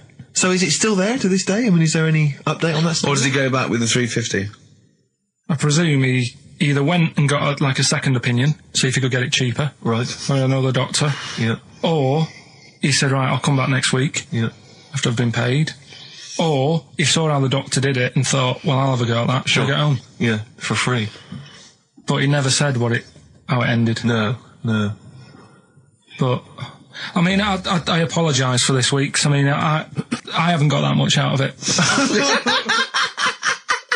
You've not been enriched. It was very, very light. Like I say, there was the tug of war. There was a fella in Scotland who had a load of tattoos. Okay. Is that it? Is that the end of the story? 98% covered. Right. Just between his toes, he didn't have done. Why not? Because it looked stupid. I don't know. It just said 98% done. What else? Are you going to drop the feature? Are you worried? I'm thinking about it. Don't drop the feature. To be honest with you. Heat have probably written about this already. This has been a classic. I'm concerned because it's my favourite part of the show. I'm wondering, is there something else we could... what could we do to help you out? Because I hate to see it go. Well, we can't really, and he's moving this week with the old fella, so that'll take him about 4 days. I'm worried you're not looking in the right... Why don't you go to a library? That's Steve Merchant and Karl Pilkington for you. Coming up on the show, we've got Educating Ricky. I'm not happy with this. Oh, really? Because the last few weeks have been genius. What is a drop in quality, is there, of the education of me? Well, it's just, like I said, I've wasted a lot of time this week searching on the web, right? You wasted a lot of time searching on the web because you come up with things that aren't true. Why don't you look in books and verified sort of like journals? The web is the new book, though, isn't it? No, the web is the new book. That's the new wrong. Yeah. Well, so I've been searching. There's hardly anything. I spoke to you in the week. About Monday or Tuesday. What did you say? There's nothing happened this week in the world. There's nothing going on. There was a new car wash that you can put dogs in. There was a car wash you can put dogs in. That's the only thing that's happened in the world. And that and the jellyfish, and we've covered that. So, so we've got, I've managed to find some bits, but it's not that good. Do you know what I mean? Like last week when you were Why do you want to confuse machines? Do you remember when he put in Y to a computer search engine to try and confuse it? I love the fact I want the computer to come back. Why not? And your head explode. I mean, I love the idea that you're trying to. What? I mean, it's better than what I thought you were going to say, which is what if you put a fly in there? Anyway, yeah, right. We were talking about flies getting in a pod, and do you know, like how a Barbie doll, if it was real, it wouldn't be able to work. Do you know what I mean? A Barbie doll, if a woman had the proportions, she wouldn't be able to tie her shoelaces up and stuff because her legs are too long for her back and all that. Flies, scientists can't work out how they fly. It's a bee. It's a bee. It's a bee, not a fly. No, a fly as well. No. A fly is, apparently its body is like too big for its wings, and they still can't work it out. Yeah. How it flies. Which in your mind says what? Something spooky going on? They have worked out that it's the fact that what they do, the wing actually beats a ridiculous about 150 times a second, so it displaces air. Yeah. So they have. I know what you mean. It's incredible that it can fly because it's got such small wings. Yeah. All right. And it's a bee, not a fly. So, yeah, but other than that, good point. Bowie. Another classic. Be My Wife off the Low album, David Bowie. Carl, come on then. Right. I need some education. It's Rockbusters. I know, but I need education. I need some education. I know, but we've promised some Rockbusters. Educating Ricky, I will be ditching before Christmas. Why? It will be going. Why? Because there's nothing out there. It's just struggling. We have still got Educating Ricky. Go on, let's have one. No, I'll give you the titles. Give me the titles, yeah, got it, yeah. Right, you've got 3 bits of info that's gone on in the world, or possibly sort of information. Older times. Never go further back than the 17th century, do we? Well, no, let's make it clearer. There's 3 bits of information that people have put on the net. Whether or not they're true, different issue. And that he still gets it a little bit wrong in translation, and sort of adds bits to it. Yeah, go on. So we've got... I love it when he plays out those historical dialogues. It's like the 15th century where he goes, so anyway, a bloke says to himself, I'll tell you what I'll do. So the horse isn't happy. Yeah, go on. Right, so the 3 that you've got to pick from, you've got Get Your Kit On, We're Off Down the Butchers. Let's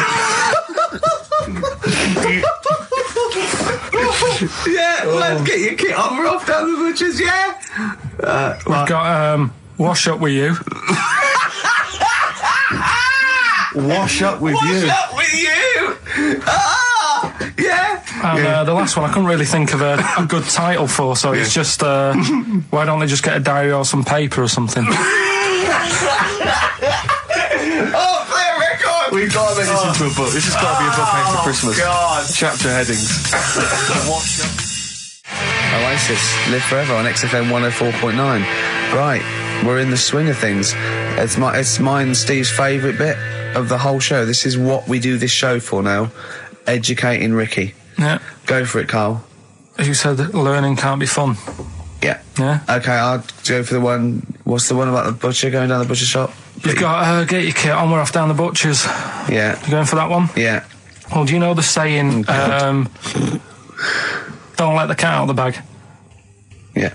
Do you know what it means? Yeah, don't give away a secret. Right. Well, do you know how it came about? No. Well, ages ago. Before, like... ages ago. 17th century? Yeah, before, like... Yeah, 17's good. Yeah. Before, like, proper butchers and Dewhursts and supermarkets and that, you used to get these blokes who sold meat. Right. Butchers, they were called then, I think. Yeah, but the difference was they didn't stay in the same place, they moved about. Right, so they'd turn up on a street corner, and he'd have, like, loads of carrier bags of, like... Carrier bags? Yeah, with meat in and that, and people would plastic be like, carrier bags. Yeah, with mobile butcher on them. Yeah. Right, so and an email address. Yeah, go on. People went, right, yeah, I need some meat. Right, so they'd go up to this bloke and say, what have you got? And he'd say, well, I've got a you can have a bag full of pig, or you can have a bag full of chicken, whatever. Yeah. And they'd go, yeah, how much? They go, call it a fiver, or whatever. Yeah. And they'd buy them, and to make more money, they didn't always fill the bag with what they said was in it. Oh, I thought that might be the case. Right? Yeah. So what did they they used ever to do... put cats in there? Yeah. But I don't see what... Okay, so sometimes they would put a cat in the bag They'd put and a cat pretend in it the was bag. chicken or whatever else. Yeah, so... Why was a cat any cheaper than a chicken? Because cats are wandering around the streets, aren't they? Chickens aren't.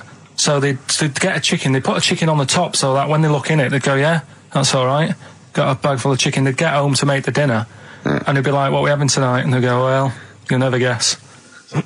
And they'd have like, well, you can have a chicken leg, and, But it would be a cat. Yeah. They'd have to defrost a pizza. Yeah. Did they mind that they were eating cat then, in those days?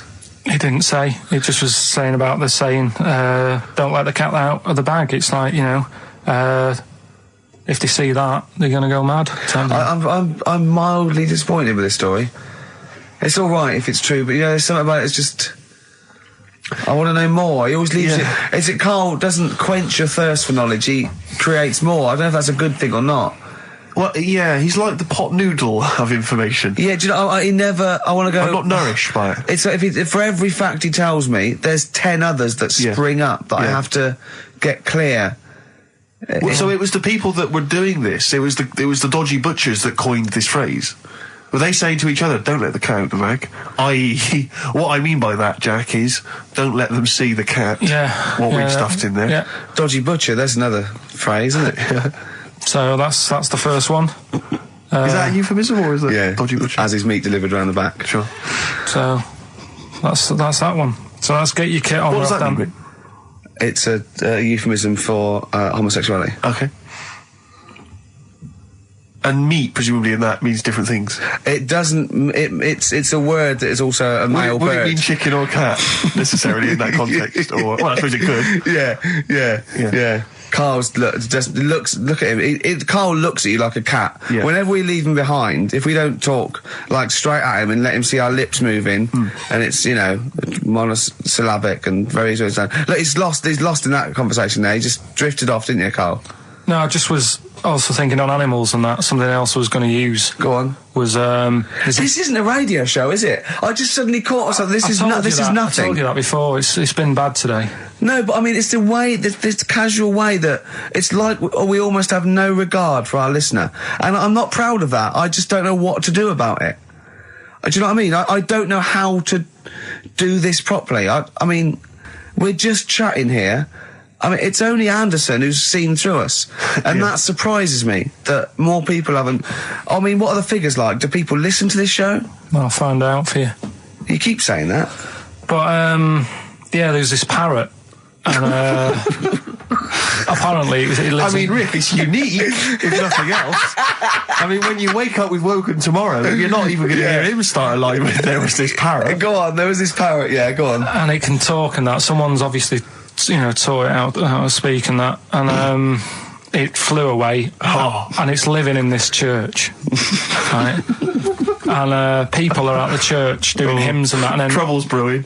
In between the hymns. That parrot was owned by an old miner who used to swear a lot, well, then the vicar is going to be really annoyed.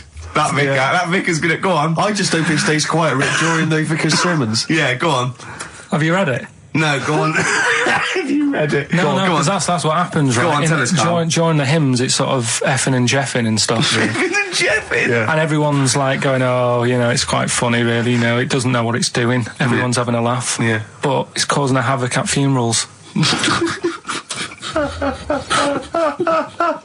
When did this happen? Not years ago. John was a much-loved man. He was a wanker! Yeah. So anyway, that was another story. What can you say about Uncle John? Bollocks. Oh, Karl, I love the fact that when you look at things, you go, that's interesting. A parrot swears at funerals. That'd be a nightmare. And it stays with you. You see, for a simple man, you retain an awful lot of knowledge. It's just all rubbish. It's all Do you know what I mean? If you just replaced all this rubbish with good stuff, you'd be an intellectual. Yeah. Really. Because, your retention is fantastic. Yeah. So I lose you again there, did I? So was it the word retention? We've still got Wash Up With You.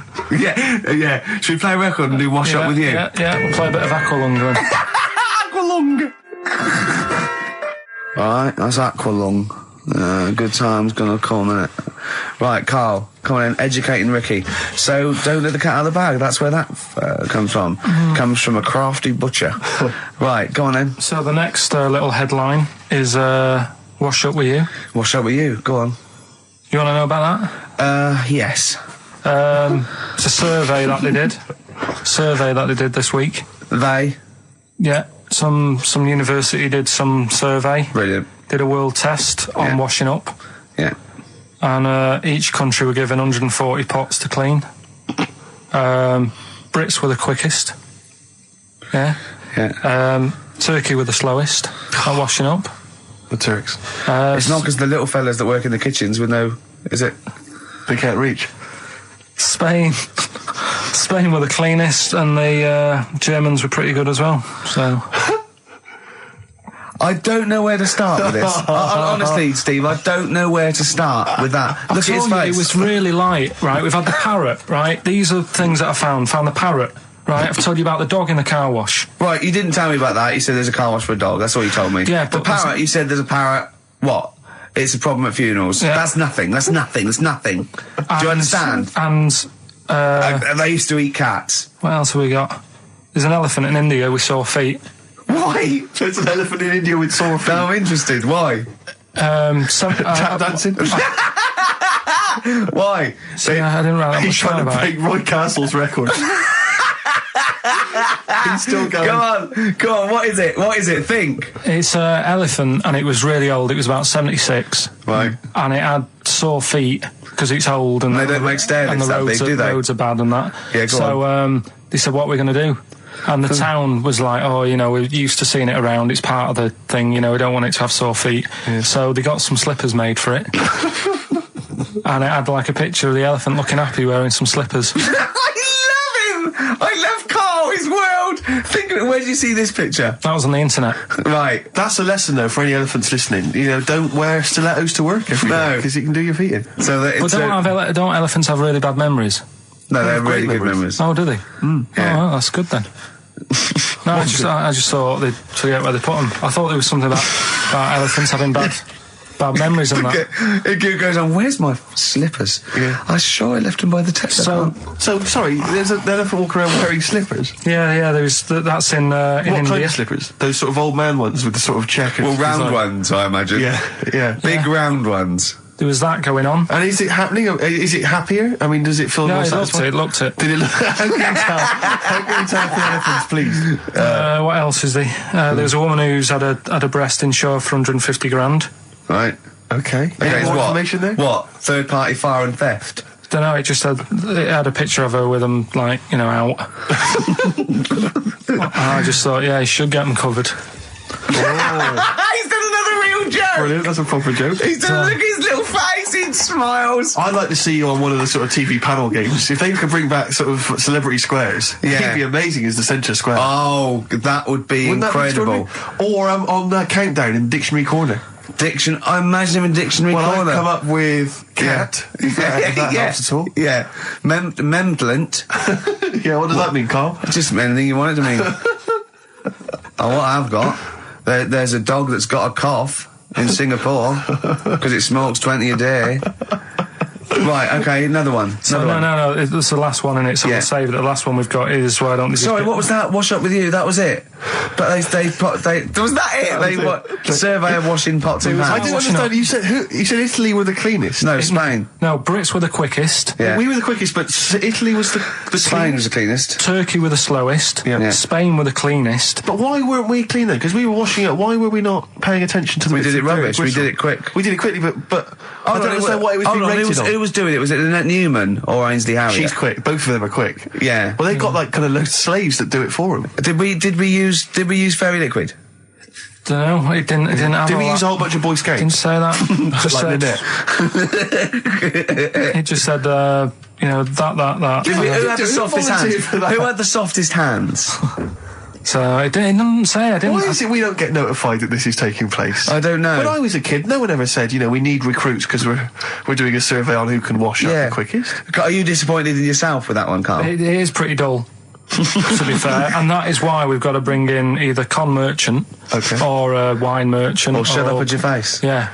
Would you be able to, if I put you on the spot in the next, after the next record, would you be able to give an example of how con merchant would work? I mean, is there something you could do just to sort of experiment? Should we play record? I can do better than that. Yeah. What? Ads. Go on. Travis on XFM 104.9 on Ricky Gervais with me, Steve Merchant, Karl Pilkington. We're doing Educating Ricky. Right, final one. Come on, Karl. Right, what was it? It was, why don't they just get a diary or some paper or something to write on? Yeah. Because snappy. I couldn't think of a heading for it. It's basically Go on. people who have tattoos. I've never understood it. Right, that they have something put on their arm. Right, sorry. Have we started the educate? Is this part of it? Are you educating me? This is something that will be useful in my life that I didn't know about. Yeah. Go on then. No, it's just that they've got a machine out, right, that does tattoos. Tattoos. You come up with a design you want, and you this machine scans it, and you put your arm in this thing, and you press print or whatever, and then it does the tattoo on your hand or on your arm. Like loads of little needles that follow a pattern?